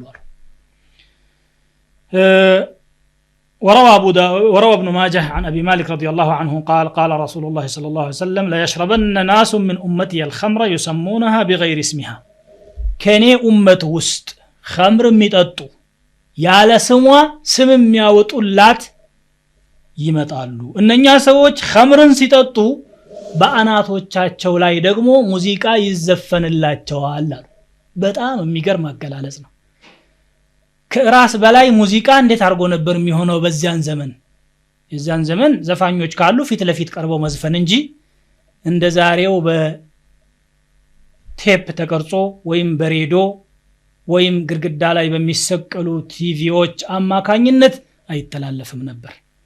ዛሬ ግን የትኛውም ሻይ ቤት፣ ምግብ ቤት፣ መጠጥ ቤት፣ መኪና፣ አውሮፕላን የትኛውም መጓጓዣ ውስጥ ሙዚቃ ከላይ ወደ ታች መንቆርቆሩ የተለመደ ሆኗል። ልክ የዛሬውን ክስተት ነው ነብዩ ሰለላሁ ዐለይሂ ወሰለም እየተናገሩ ያሉት። የሙዚቃ መሳሪያዎች ዛሬ በጣም እጅግ ዘመናዊና የረቀቁ ተብለው ተሰርተዋል። የዘፋኝ ወንዶችና ሴቶች ድምጽ ከምንም በላይ ከፍ ብሎ ይሰማል። አንዳንድ ሰዎች ሙዚቃ እየሰሙ እንጂ እንቅልፍ የማይወስዳቸው መኖራቸው ግልጽ ነው። እንቅልፍ እንኳን አይወስዳቸውም ይሄን ካልሰሙ ማለት ነው። አልፎ ተርፎ የሃይማኖት ተቋማት የሚባሉ እንኳን ሙዚቃቸው ጆሮዎችን ሲያደነቁር ይታያል። እጅግ በጣም የሚያሳዝነው አንዳንድ መስጂዶች እንኳን ውስጥ መድህ በሚል ስም የነብዩ ውዳሴ በሚል ስም ከበሮዎች ይደሰቃሉ፣ እስክስታዎች ይደለቃሉ። እጅግ በጣም የሚያሳዝን ማለት ነው። ይሄን ነው ነብዩ ሰለላሁ ዐለይሂ ወሰለም ወደፊት ይከሰታል ብለው ተናግረውት የነበረው። ይሄ ሲከሰት ደግሞ መቅሰፍት ይከተላል ብለዋል። ሰየኩኑ ፊ አኺር الزمان خسف وقذف ومسخ። አኺር الزمان የሰዎች መለወጥ የመቅሰፍት መውረድና ከላይ የሚወርዱ መከራዎች ይመጣሉ አሉ። ከላይ የሚወርዱትንም ይሄው ያያናቸው ነው። ቦምቦች እየዘነቡ ነው ያሉት በአውሮፕላኖች አማካኝነት። ሚሳኤሎች ከተሞችን እያወደሙ ነው ያሉት። ይሄም እየተከሰተ ነው ያለው። ከምድር የሚፈልቅ መከራም ይሄው እየፈለቀ ነው ያለው። አማን አገር ነው ብሎ አንድ ሰፊ ወይም ብዙ ቁጥር ያለው ህዝብ ሲሄድ ከስር ቦምብ እየፈነዳ የሚጨፈጭፍበት ሁኔታ አለ። መቶዎችን በአንድ ጊዜ ጸጥረጭ የሚያደርግበት ሁኔታ ተከስቷል። ይሄ በዛን ነብዩ ሰለላሁ ዐለይሂ ወሰለም በተናገሩበት ዘመን እንኳን ሊከሰት ይታለምም አልነበረም። በወቅቱ የነበሩ ሰዎችም አዳምጠው ለኛ ከማስተላለፍ ውጪ ትርጉሙ ይሄ ነው ብለው እንኳን አልተናገሩ ነበር። እኛ ግን የዕለት ከዕለት እይታችን ሆኗል ማለት ነው። اللهم لطفك። ሌላው ظهور الفحش والتفحش መጥፎ ንግግሮች መስፋፋታቸው ነው። ዝምድና መቁረጥ፣ ጉርብትና ማክፋት ይከሰታል አሉ ረሱል ሰለላሁ ዐለይሂ ወሰለም። عن عبد الله بن عمرو رضي الله عنهما أنه سمع رسول الله صلى الله عليه وسلم قال إن الله يبغض الفحش والتفحش. الله مدفو نغرنا مدفو من ناغرن يطلال. والذي نفس محمد بيده لا تقوم الساعة حتى يخون الأمين. ታማኝ የነበረው ሰው ታማኝ እንዳልሆነ ስሙ ሲጎድፍ ويؤتمن الخائن ከዳተኛ አጭበርባሪው ደግሞ የሚታመንበት ጊዜ ሳይመጣ ቂያማት ቆመም። በዚያን ጊዜ መጥፎ ንግግሮች በጣም ይበዛሉ፣ ዝምድና ይቆረጣል፣ ጉርብትና ይከፋል አሉ። ይሄም እየታየ ያለ ነገር ነው። በጣም መጥፎ ንግግሮች በእያንዳንዱ ሰው አንደበት ይከሰታሉ። ሰው ማማት፣ ወንጀል መስራት እንደ ተራ ነገር ተደርጎ እየታየ ነው ያለው።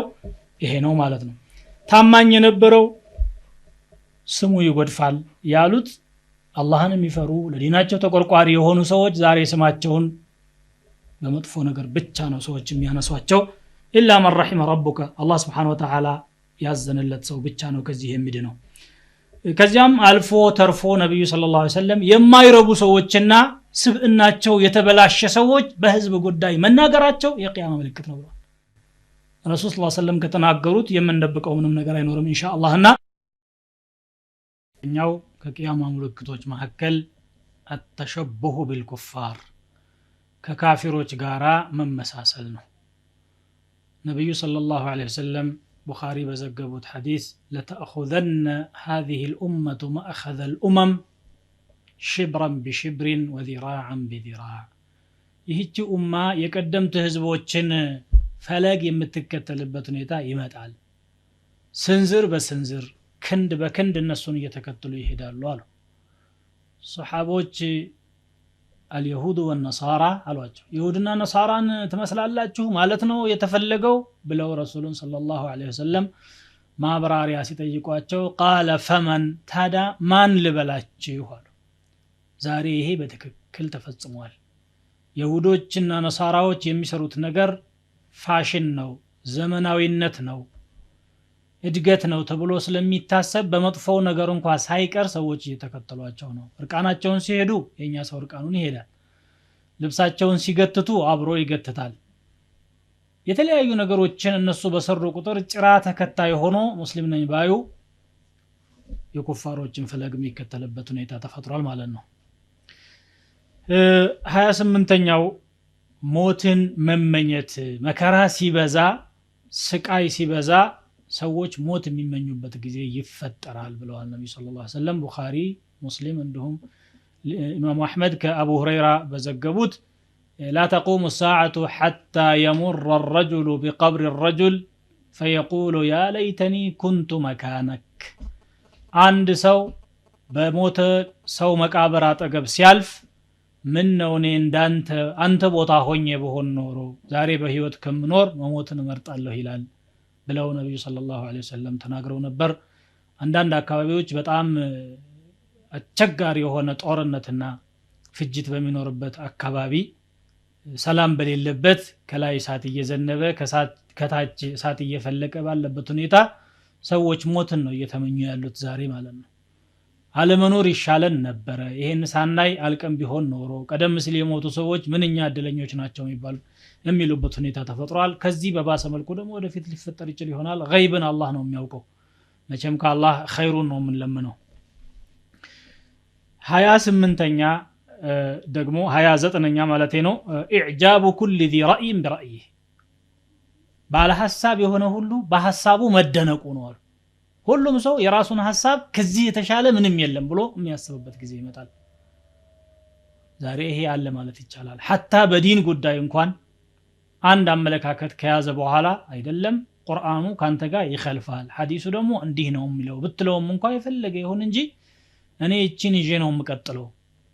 إذا رأيت شحا مطاعا وهوى متبعا ودنيا مؤثرة وإعجاب كل ذي رأي برأيه فعليك بخاصة نفسك قالوا إمام الترمذي كأبو ثعلبة الخشني بزقبوت حديث مالنه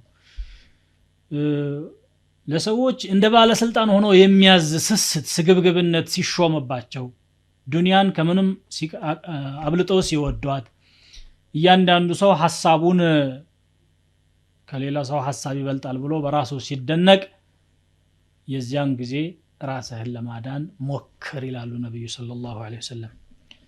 እንግዲህ ከዚህም ሌላ ደግሞ ነብዩ ሰለላሁ ዐለይሂ ወሰለም ቂያማ የምትቆመው ሸረኛ ሰዎች ብቻ ምድር ላይ ሲሆኑ ነው ብለው ተናግረው ነበር። ዛሬ ኸይረኛ ሙሉ ለሙሉ ጠፍቷል ማለት ባንችልም ሸረኛው እየበዛ ነው ያለውና ወደዛው ያመራ ይመስላል። لا تقوم الساعة إلا على شرار الناس أخرجه الإمام مسلم والأحمد በጣም ከሰዎች መካከል ሸረኛ በተባሉ ሰዎች ላይ እንጂ ቂያማ አትቆምም። እንደውም በሌላ ሐዲስ ደግሞ لا تقوم الساعة وفي الأرض من يقول الله الله لا تقوم الساعة حتى لا يقال الله الله ሙስሊም የዘገቡት ነው። አላህ ተብሎ ስሙ የማይጠራበት ጊዜ ሳይፈጠር በፊት ቂያማ አትቆምም። ሙእሚኖችን አላህ መጀመሪያ አንድ ባንድ ይለቅማቸውና ሽራሩል ኸልቅ ብቻ ይቀራሉ ማለት ነው። የዛን ጊዜ አሉ ነብዩ ሰለላሁ ዐለይሂ ወሰለም በሌላ ሐዲሳቸው አልቃቢዱ فيه على الجمر ፊትናውና ኢዕጃቡ ሲመጣ አልቃቢዱ فيه على الدين كالقابض على الجمر ዲኑን የያዘ ሰው የእሳት ፍም እንደጨበጠ ነው አሉ። በጣም ፈተና ከመብዛቱና ከዲን የሚያርቁ ነገሮች ከመብዛታቸው የተነሳ የእሳት ፍም በእጁ የመጨበጥ ያህል ነው። ምን ያህል እንግዲህ እሳት መጨበጥ እንደሚቻል መገመት አያዳግትም። እየተጎሳቆለ እየተሰቃየና መከራ ያየ ነው ዲን የሚይዘው አኺር ዘመን ሰው ብለዋል ማለት ነው። ሌላው በሚገርም መልኩ ተፈጽሞ የምናየው ዘዋሉል ጂባሊ عن اماكنها ተራራዎች ከቦታዎቻቸው ይወገዳሉ አሉ ነብዩ ሰለላሁ ዐለይሂ ወሰለም። ዛሬ በተለያዩ ዓለም አቅጣጫዎች ሰዎች አንዳንድ ግንባታዎችን ሲፈልጉ ትላልቅ ግንባታዎችን መንገዶች ሊሆኑ ይችላሉ፣ ከተሞችም ራሳቸው ግዙፍ ተራራዎች ተደልድለው ተደቆሰው ከሌላው መሬት ጋራ እንዲስተካከሉ ይደረግና እዚያ ላይ ቤቶችና ግንቦች ሲሰሩ ይስተዋላሉ ማለት ነው። ሌላው ደግሞ ነብዩ ሰለላሁ ዐለይሂ ወሰለም የተናገሩት ኢልቲማሱል ዒልሚ عند الأصاغر ትናንሽ የሆኑ ሰዎች ዘንድ ዕውቀት ፍለጋ መሄድ ይኖራል አሉ አኺር ዘመን ላይ لا تقوم الساعة حتى يلتمس العلم عند الأصاغر ትናንሽ ሰዎች ዘንድ ዕውቀት ሲፈለግ ነው። ምን ማለት ነው? ሱፊያን ኢብኑ ዑየይና እንዳሉት الأصاغر أهل البدع የቢድዓ ሰዎች ማለት ነው። ራሳቸው መታረም ሲገባቸው ያን ቢድዓቸውን ከዲን ዕውቀት ጋር ያቀላቀሉ የሚያሰራጩበት ወቅት ይፈጠራል ማለት ነው ብለው ፈስረዋል። ሐዲሱ ግን ከዚህም በላይ ይቀበላል። ሙስሊሙ ከኩፋሩ ዕውቀት የሚፈልግበት ሁኔታ መፈጠር ማለት ነው። ምክንያቱም በአሁኑ ወቅት ይሄ በሰፊው ተፈጥሯል። ሙስሊሞች በዕውቀት ጉዳይ በዓለማዊ ዕውቀት በተለይ በጣም ወደ ኋላ ስለቀሩ ያንን ድክመታቸውንና ያንን ክፍተታቸውን ለመሸፈን ሲሉ የግድ ከኩፋሮች ሄደው መማር አማራጭ የሌለው ነገር ስለሆነ ወደ ተለያየ ካፊር ሀገሮች እየተጓዙ ዕውቀትን ይቀስማሉ። ይሄም የቂያማ ምልክት ነው ብለው ነብዩ ሰለላሁ ዐለይሂ ወሰለም ከተናገሩት መካከል ነው። ሌላው ደግሞ የዓለም ኩፋሮች በሙስሊሙ ላይ ይሰባሰባሉ። ዩሸኩ አን ተተዳዓ ዐለይኩም الأمم كما تتداعى الأكلة على قصعتها ህዝቦች በእናንተ ላይ የሚጠራሩበት ጊዜ ቅርብ ነው፣ ተመጋቢዎች በማዳቸው ዙሪያ እንደሚሰባሰቡት አሉ። በማድ ዙሪያ የተሰባሰቡ ተመጋቢዎች እያንዳንዳቸው ያን ማድ መቁረስና ማጥቃት እንጂ ማትረፍን አያስቡም። ስለዚህ እነዚህ አንድ ህብረ ብሔር ፈጥረው አዕዳኡላህ ኩፋሮች በሙስሊሞች ላይ ተሰባስበው የሚቀራመጡበት ጊዜ ይፈጠራል አሉ። ዛሬ ይሄ ተፈጥሯል ማለት እንችላለን። በዓለም አቅጣጫ ያሉ ኩፋሮች በተለያየ ስም የሙስሊሙን አካባቢ እየወረሩና የሙስሊሙን ሀገር ምርት እየወሰዱ በተለይ ዲን ያለውን ሰው ደግሞ በጣም ስቃይ ውስጥ እያስገቡት ነው የሚገኙትና ነብዩ ሰለላሁ ዐለይሂ ወሰለም የተናገሯቸው ትንቢቶች አብዛኛዎቹ ተፈጽመዋል ማለት እንችላለን። ቂያማ ምልክት عدم تحري الرزق الحلال حلال የሆኑ ሪዝቆችን አለመፈለግና حلال ለመሆኑ አለመጨነቅ ነው። አኺረት ዘማን ሰዎች ገንዘብ ከማግኘት ባሻገር ገንዘቡ ከምን መጣ ብለው ያስቡ። በአራጣ ይሁን በስርቆት ይሁን በዘረፋ ይሁን በጉቦ ይሁን በማጭበርበር ይሁን ብቻ ገንዘብ ይገኝ ነው ሁሉም ያለበት ሁኔታ ይሄ ነው። አላህ ያዘነላቸው ጥቂት ሰዎች ብቻ ሲቀሩ ይሄ ሁኔታ መከሰቱ የቂያማ ምልክት ነው አሉ።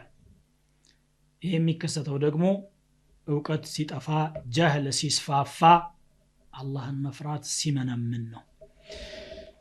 روى البخاري في صحيحه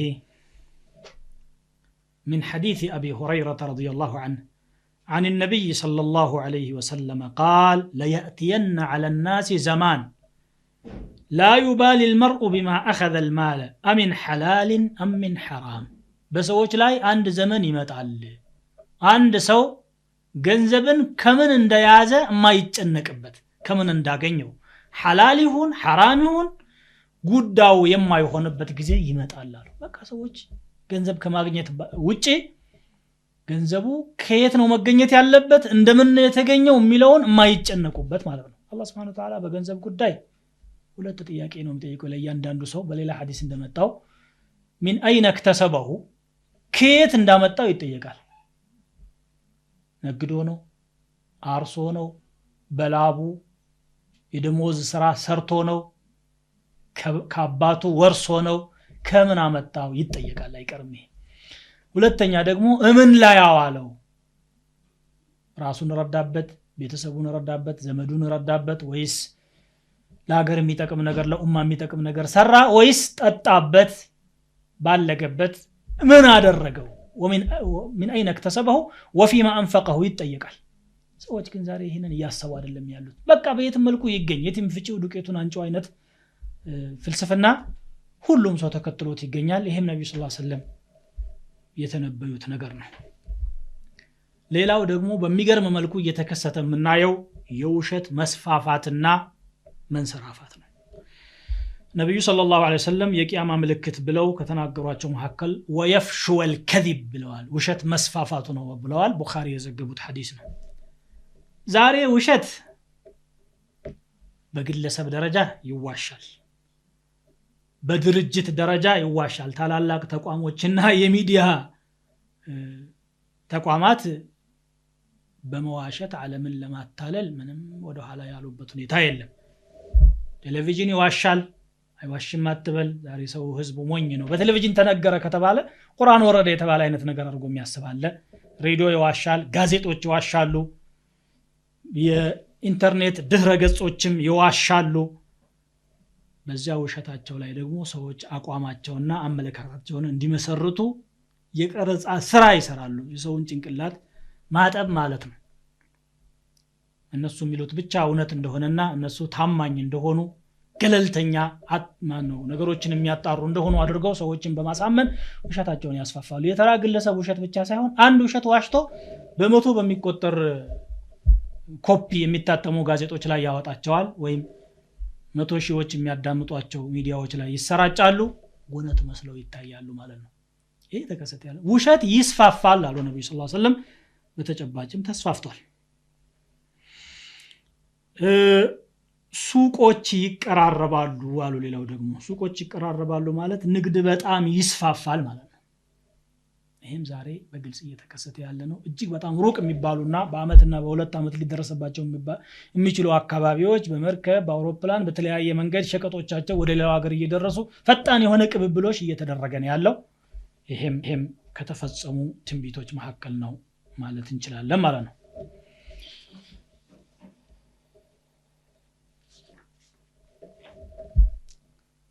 ሌላው የቂያማ ምልክት መስጂድን ይመለከታል። መስጂዶችን በማሸብረቅና ግንባቸውን በማጓን ማቴሪያላቸውን ውድ በማድረግ ሰዎች የሚወዳደሩበት ጊዜ ይመጣል። ግን ውስጣቸው ከዒባዳ የተራቆቱ ይሆናሉ ብለው ነብዩ ሰለላሁ ዐለይሂ ወሰለም ተናግረዋል። روى الإمام أحمد وأبو داود وابن ماجه وابن حبان عن أنس بن مالك رضي الله عنه أن النبي صلى الله عليه وسلم قال لا تقوم الساعة حتى يتباهى الناس في المساجد سووش بمسجدوش يقنباتا طرات ሳይወዳደሩና አንዱ ካንዱ እኔ በልጥ ሳይሉ ቂያማት ቆሙም አሉ። أخرجه من ذكرنا وصححه الألباني. قال ابن عباس لتزخرفنها كما زخرفت اليهود والنصارى አይሁዳዎችና ነሳራዎች ቤተ አምልኳቸውን እንዳሸበረቁት ሁሉ እናንተ ሙስሊሞችም ሳታደርጉት አትቀሩም፣ ይሄ ይፈጸማል ብሎ አብዱላህ ኢብኑ አባስ ተናገሩ። وقال البغوي قال أنس يتباهون بها ولا يعمرونها በግንባታዋ ይወዳደራሉ ግን በዒባዳ አያሳምሯትም፣ ጥቂት ዒባዳ እንጂ አይደረግባትም አሉ። ይቺ ነብያዊ ትንቢትም ዛሬ ተፈጽማለች። በብዙ የሙስሊም ዓለም እጅግ በርካታ የሆኑ የምህንድስና ባለሙያዎች የተረባረቡበት ብዙ ገንዘብ በሚሊዮኖች የሚቆጠሩ ገንዘቦች የወጡባቸው መስጂዶች ይሰራሉ። መስጂዱን የሚሰሩ ሰዎች ትልቅ ነገር እንደሰሩ ራሳቸውን በመቁጠር ሲፎክሩ ይስተዋላሉ። የኛ መስጊድ በእንዲህ አይነት ማቴሪያል ይሄን ያክል ፈጅቶ ነው የተሰራው፣ ሚናራው ይሄን ያክል ቁመት አለው፣ ድምጹ ደግሞ ማጉሊያው ይሄን ያክል ርቀት ይደርሳል። በዚህ ይወዳደራሉ። ውስጡ ስንት ሰው ይሰግዳል? አንድ ሶፍ ሁለት ሶፍ የማይሞላ ነው። ከሰላት ውጪ ምን ያህል ዒልም ይካሄድበታል? እንደ ሰለፎች መስጂድ የለም ዒልሙ። እንደውም መስጂዶች ውስጥ ዒልም መስጠት በጣም እየተመናመነን ያለው ማለት ይቻላል። አንዳንድ ሀገሮች መስጂዶች ከተሰገዱ በኋላ ወዲያው ቶሎ ብለው ይዘጓቸዋል።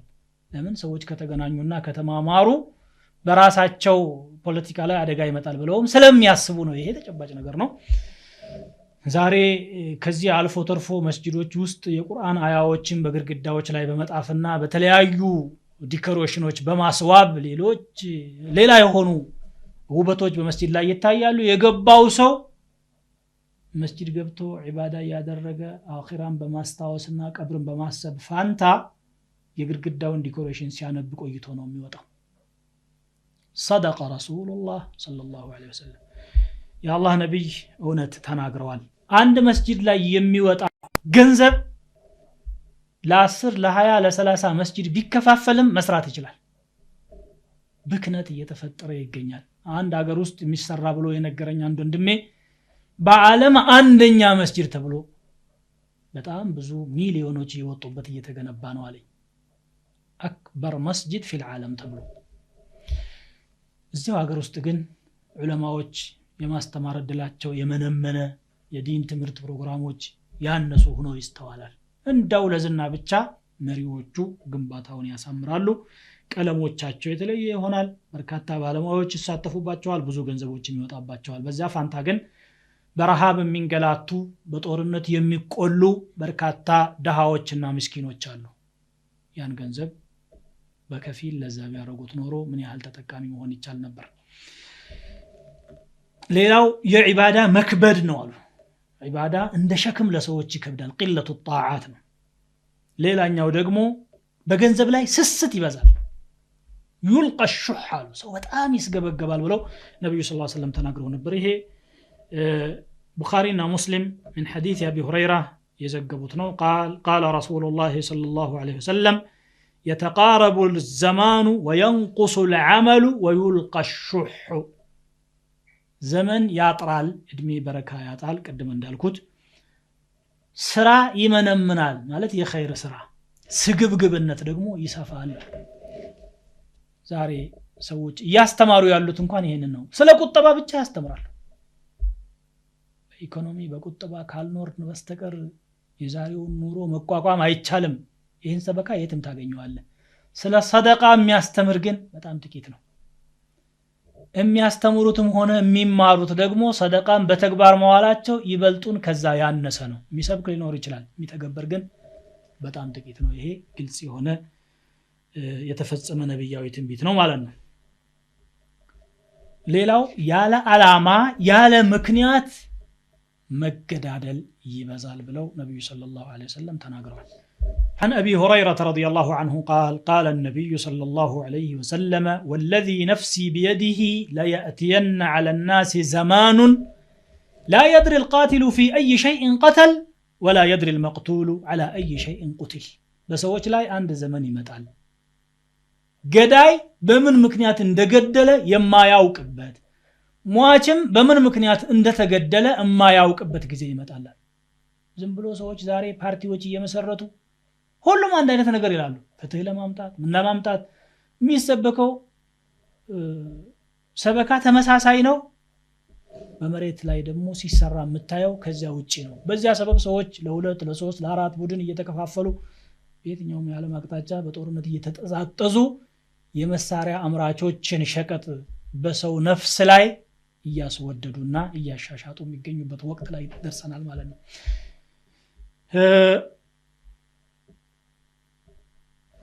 ሰው ለስብዕናው ለተቅዋው ለእውቀቱ ለአማኝነቱና ለቁም ነገሩ መከበር ሲገባው ያቀርቶ ለሸሩ ፍርሃት ብቻ የሚከበርበት ጊዜ ይመጣል ሸረኛ ይከበራል ለምን ጉዳት ያመጣል ተብሎ የሚታሰብበት ሁኔታ ስላለ ማለት ፖሊስ ይበዛል አሉ ነብዩ ሰለላሁ ዐለይሂ ወሰለም እንደ ዛሬው ዘመን ጥበቃ የበዛበት ጊዜ የለም ለምን ሲባል ሰው በጥፋት ላይ በጣም ተሰማርቷል ብዙ ጠባቂዎች ካልተመደቡለትና ካልተከረኮመ ከጥፋት የማይመለስበት ሁኔታ ስላለ ማለት ነው ፈሳድ ስለበዛ ሶላት ደግሞ አሰጋጆች ለድምጽ ብቻ የሚመረጡበት ጊዜ ይመጣል ዑለማዎች ዋጅብና ሱናን ሐራምን ሙንከርን ለይተው አበጣጥረው የሚያውቁ ሰዎች እያሉ ያቀርቶ ድምጽ ያለው አሰጋጅ ብቻ የሚፈልግበት ዘመን ይመጣል አሉ ዛሬ ድምጽ ምን ያህል ዋጋ እንዳወጣ እንግዲህ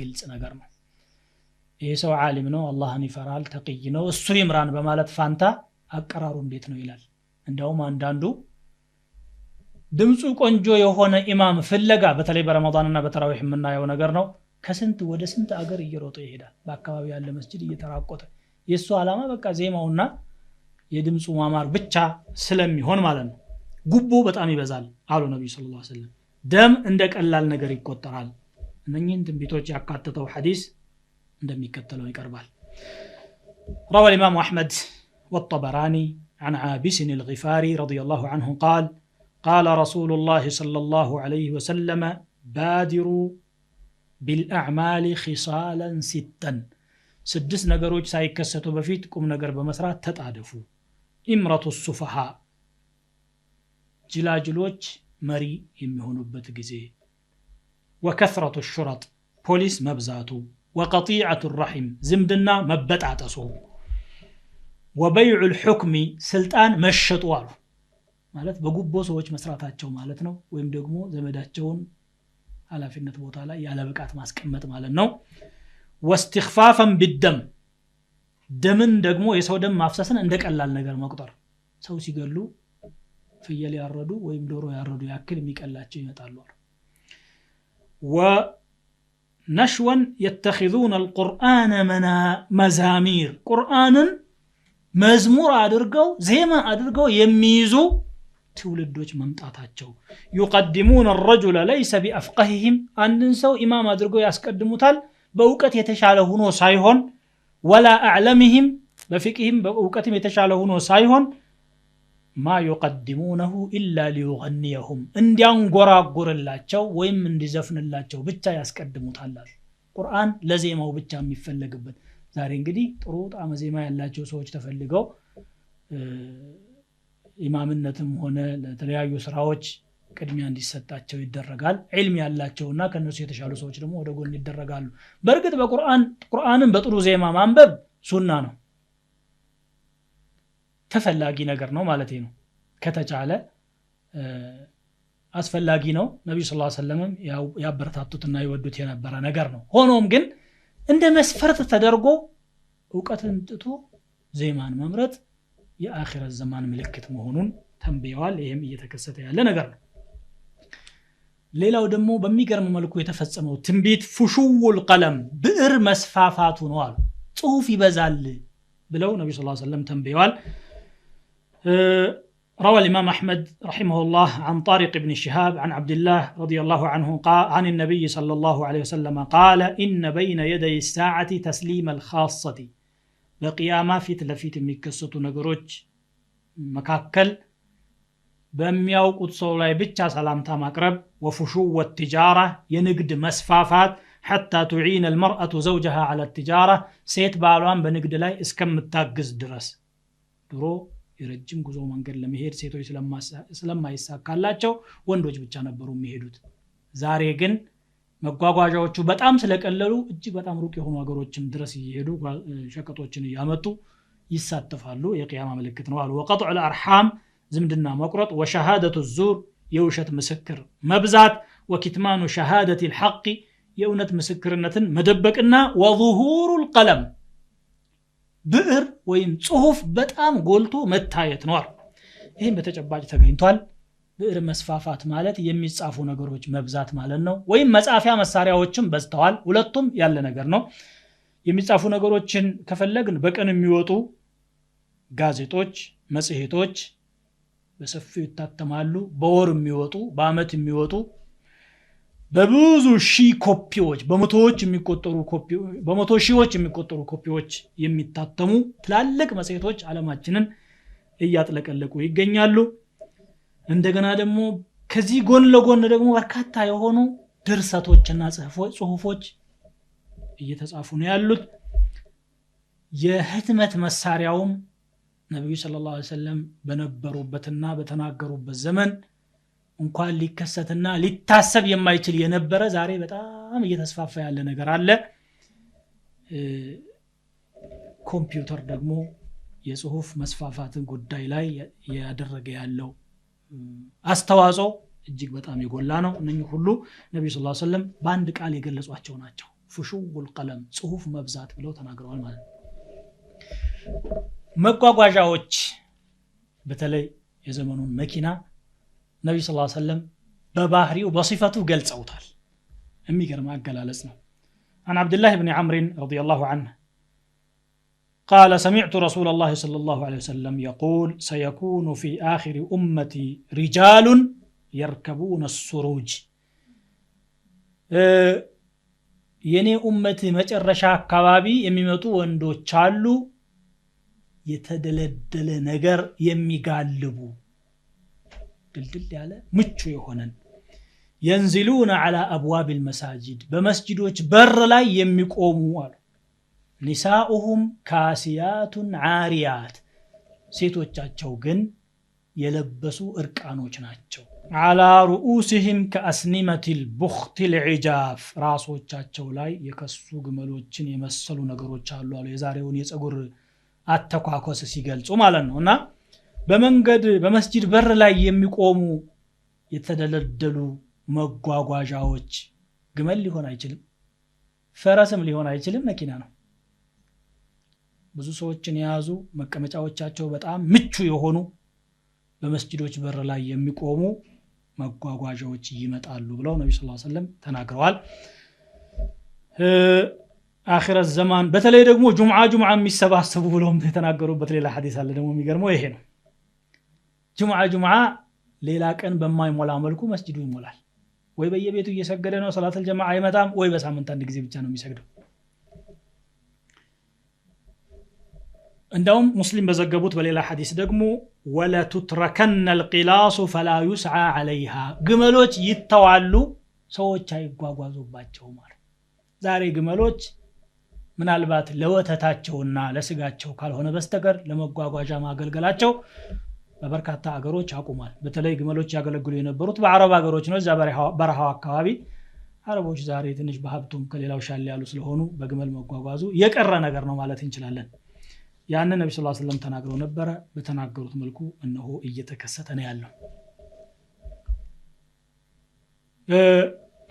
ቅንጦት መብዛት ሀብት መስፋፋት የአረቢያ ደሴት በአትክልት መዋብ ብለውም የተናገሩት አለ ዛሬ አንዳንድ የአረቢያ አካባቢዎች ድሮ ውሃ ለመጠጣት እንኳን የማይገኝባቸው ዛሬ ግን በዘመናዊ መሳሪያ ከከርሰ ምድር ውሃ እየወጣ የተለያዩ አትክልቶች እየተመረቱባቸው ያለበት ሁኔታ قال في صحيح مسلم من حديث أبي هريرة رضي الله عنه أن رسول الله صلى الله عليه وسلم قال لا تقوم الساعة حتى يكثر المال ويفيض حتى يخرج الرجل بزكاة ماله فلا يجد من يقبله وحتى تعود جزيرة العرب مروجا وأنهارا ما أدناتنا جراتوج بعربيا دسيت لاي بس اسكميمطونا ወደ ነበረችበት እስከምትመለስ ድረስ አለ አረቢያ ቀደም ሲል የለመለመች ነበረች የሳይንስ ባለሙያዎች እንደሚሉት በጊዜ ብዛት ግን በረሃማነት መጥቶባት ወደ ምድረ በዳነት ተቀይራለች ዛሬ ደግሞ ድሮ ወደ ነበረችው ትመለሳለች ብለው ሰለላሁ ዐለይሂ ወሰለም በተናገሩት መልኩ ወደዛ እየተመለሰ ነው ያለው ይሄም በሚገርም መልኩ እየተፈጸመ በየአመቱ ለውጥ እየታየ ያለበት ሁኔታ ነው ያለው ፊትና ስለሚበዛ ሞትን መመኘት ይስፋፋል ሪባ ይስፋፋል ብለዋል ነብዩ ሰለላሁ ዐለይሂ ወሰለም ሪባ እንደ ዛሬው ዘመን ተስፋፍቶ የሚያውቅበት ጊዜ የለም እንዴት ሊስፋፋ ቻለ በባንኮች አማካኝነት ነው ያለ ሪባ ከሰው ጋራ የማይዋዋሉ ናቸው እነኚህ ተቋማት አራጣን በጣም ያስፋፋሉ ገንዘቦች ደግሞ በአጠቃላይ የሚመነጩት ከዚያ ነው የሚመለሱትም ወደዛ ነው የሚሽከረከሩት በእነኛ በሪባ ተቋማት አማካኝነት ነው ይሄንን ነብዩ ሰለላሁ ዐለይሂ ወሰለም ወደፊት ይከሰታል ብለው ተናግረው ነበር بين يدي الساعه يظهر الربا والزنا والخمر በቂያማ ፊት ለፊት አራጣ ወለድ ዝሙትና አስካሪ መጠጥ ይስፋፋል አሉ በሚያሳዝን መልኩ ሙስሊም ነን የሚሉ ወይም ደግሞ እንዳውም አልፎ ተርፎ የእስልምና ዕውቀት አለን የሚሉ ሰዎች ሳይቀሩ የሪባ ስራ ውስጥ በሰፊው ገብተው ይስተዋላሉ ሌላው ነብዩ ሰለላሁ ዐለይሂ ወሰለም የቂያማ ምልክት ብለው የተናገሩት ያልተለመዱና የማይታወቁ በሽታዎች ይስፋፋሉ አጂብ ነው የሚገርም ነገር ነው ለምን እያየነው ያለ ነገር ስለሆነ ማለት ነው عن عبد الله بن عمر رضي الله عنهما قال أقبل علينا رسول الله صلى الله عليه وسلم عندك أن يا الله نبي ودنيا مطوال صحابه يتسباسبوا ودالوبت بوتا مالن فقال يا معشر المهاجرين ان انت يا اسلام سدتኞች ሆይ ከመካ ወደ መዲና ተሰደው የነበሩትን ሲያናግሩ اذا ابتليتم بخمس امست ፈተናዎች መጣውባችሁ ስትፈተኑ واعوذ بالله ان تدركوهن እንዳደርሱባቸው መቼም አላህ ይጠብቃችሁ ዘንድ ለምነዋለሁኝ ያንን እንዴት አርጋችሁ ነው የምትመለከቱት لم تظهر الفاحشة في قوم قط حتى يعلنوا بها إلا فشا فيهم الطاعون زنا باند ህዝብ ውስጥ ተስፋፍቶ በግልጽ የሚሰራበት ሁኔታ ከተፈጠረ ወረርሽኝ ይመጣል አሉ والأوجاع التي لم تكن في أسلافهم በቀደምት አባቶቻቸው ዘመን ተፈጥረው የማያውቁ በሽታዎች ይመጣሉ والأوجاع التي لم تكن مضت في أسلافهم الذين مضوا ولم ينقصوا المكيال والميزان إلا أخذوا بالسنين ميزان አያጓድሉም ስፍርንም አያጓድሉም የድርቅ አመታት የሚመጡባቸው ቢሆኑ እንጂ ዛሬ ሰዎች ሚዛንን በተለያየ ዘዴ ያጓደሉ ስፍርን ያጓደሉ የማጭበርበሩ ሁኔታ በሰፊው እየተፈጠረ ነው የሚታየው ለዚህም ነው ድርቆች የሚበዙት በየአመቱ ዘንድሮ በዚህ አካባቢ ድርቅ አለ እርዳታ በሚቀጥለው አመት ደግሞ በዚህ አካባቢ ድርቅ አለ እርዳታ ይሄን ያክል ህዝብ ፈለሰ ይሄን ያክል ህዝብ ተቸገረ እንሰማዋለን በየጊዜው ይሄ እኛ ለጌታችን ታማኝ ያለ መሆናችንና ከغش ከማጭበርበር ሚዛን ከማጓደል ስፍር ከማታለል ያለ መራቃችን ውጤት ነው ግልጽ ነው ነብዩ ሰለላሁ ዐለይሂ ወሰለም ተናግረውታል በድርቅ ትፈተናላችሁ በኑሮ ውድነት ትፈተናላችሁ ወሽደት المؤنة ያሉ የሚገርም አገላለጽ ነው وجور السلطان عليهم በባለ ስልጣናት ክፋትና ግፍም እንደዚሁ ትፈተናላችሁ ይፈተናሉ ولم يمنعوا زكاة أموالهم إلا منعوا القطر من السماء የገንዘቦቻቸውን ዘካ ከከለከሉ ደግሞ ከሰማይ ዝናብ ይከለከላሉ አለ ረሱል ሰለላሁ ዐለይሂ ወሰለም ولولا البهائم لم يمطروا እንስሳትና ጥፋትን የማይፈጽሙ ፍጥረታት ባይኖሩ ኑሮ እንደ ሰዎች ክፋት ዝናብ ባልዘነበላቸው ነበር ሰዎች ቢያጠፉም ደግሞ ያላጠፉና አላህ እንደፈጠራቸው ብቻ በደመ ነፍስ የሚኖሩ ፍጥረታት ስላሉ ለነሱ ሲያዝን አላህ ዝናብ ያወርዳል በእነሱ ሰበብ ወንጀለኞችም ሪዝቅ ይበላሉ ቂያማ ቀጠሮ ስለሚጠብቃቸው ማለት ነው ولم ينقضوا عهد الله ولا رسوله إلا سلط الله عليهم عدوا من غيرهم يا الله ቃል ኪዳንና የመልእክተኛውን ቃል ኪዳን አያፈርሱም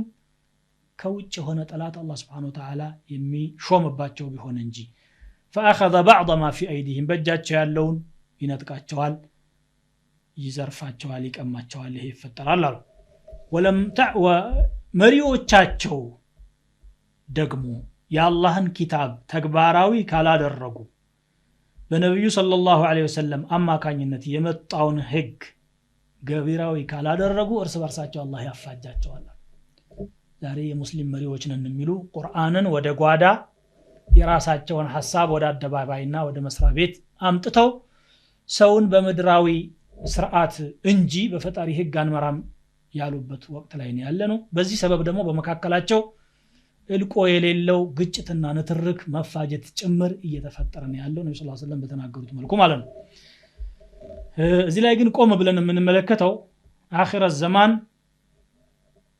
ዚና ይሰፋል በዚያ መሰረት ደግሞ የተለያዩ በሽታዎች ይፈጠራሉ ብለው ነብዩ ሰለላሁ ዐለይሂ ወሰለም የተናገሩትን ነው አጠር ባለ መልኩ ከተጨባጩ ጋር ለማዛመድ ምን ሞክረው ዛሬ በጣም እንደ ሰደድ እሳት እየተሰራጨ ያለው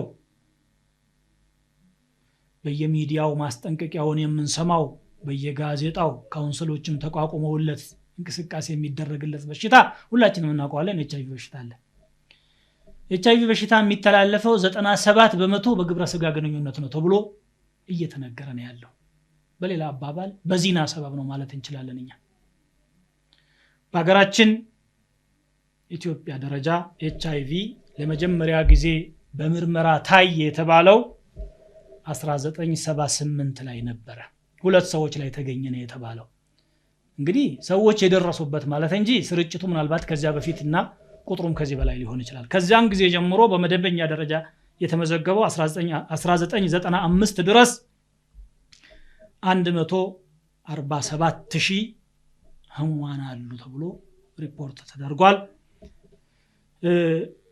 ከ95 ወዲህ የጨመረው ምን ያህል እንደሆነ አልታወቀም በኔ በኩል መረጃ አልደረሰኝም ማለት ነው 2.2 እስከ 2.5 እና 6 ሚሊዮን የሚሆን የቫይረሱ ተሸካሚ በኢትዮጵያ ውስጥ እንደሚኖር ይነገራል በዓለም አቀፍ ደረጃ ከ40 ሚሊዮን እስከ 50 ሚሊዮን የሚሆን የበሽታው ተሸካሚ አለ ከ22 ሚሊዮን እስከ 30 ሚሊዮን በበሽታው ሰበብ ያለቁ ህዝቦች አሉ ነው ሪፖርቶች ያመለክቱ ያሉት እንግዲህ ተመልከት ይሄን ያህል ህዝብ በማይታይ ሰራዊት እየተጨፈጨፈ ነው ያለው አላህ Subhanahu Wa Ta'ala በአመፀኝነታችንና በወንጀለኝነታችን ሰበብ አይተነው የማንመክተው የማንከላከለው መድኃኒትም ያልተገኘለት በአባቶችና በአያቶች በቅድመ አያቶች ተሰምቶና ታይቶ የማይታወቅ በሽታ እንደ ሰደድ እሳት ሰውን እንዲያረግፍ አድርጎ እየጨፈጨፈ ነው ያለው። ይሄ የዚና መብዛት ውጤት ነው ያለ ምንም ጥርጥር። ከዚህ ጋር በተያያዘ መልኩ ደግሞ ከወንድና ከሴት ጋር የሚደረገው የዝሙት ግንኙነት ብቻ ሳይሆን ወንድ ከወንድ ጋር ሴት ከሴት ጋር የሚፈጽሙት የሰዶም ተግባርም ግብረ ሰዶም የሚባለው ማለት ነው ዛሬ በአለም ላይ በጣም ተስፋፍቶ የሚስተዋል ነገር ነው። ነብዩ ሰለላሁ ዐለይሂ ወሰለም አኺር الزمان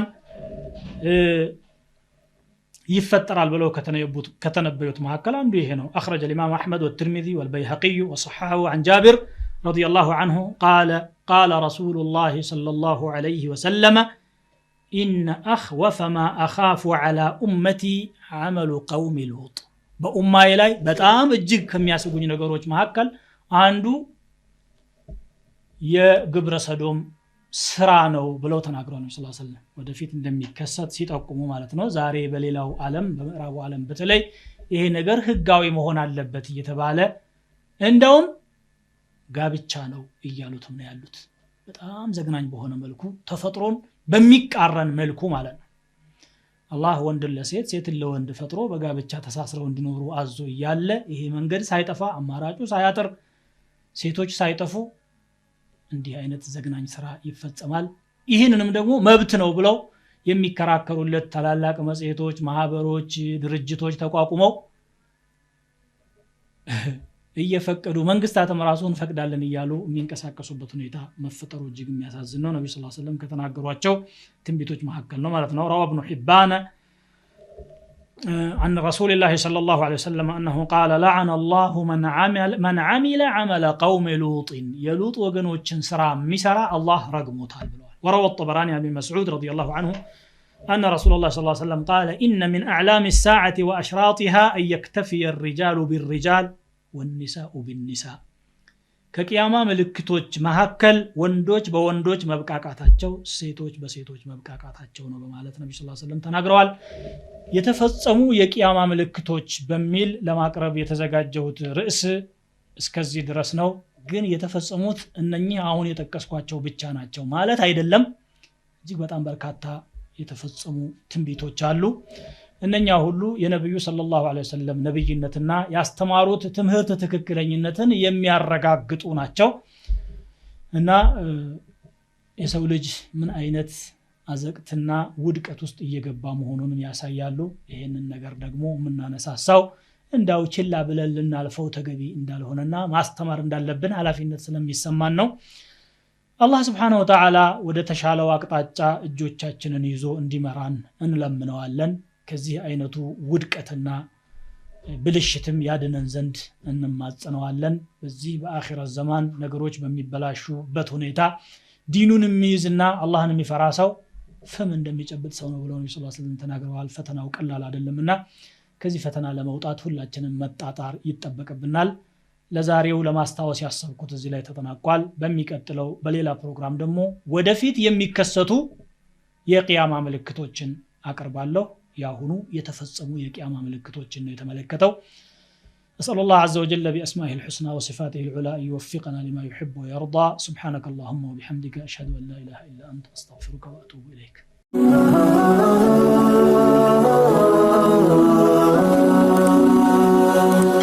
سبسكرايب بمرق بيتساب يهرو.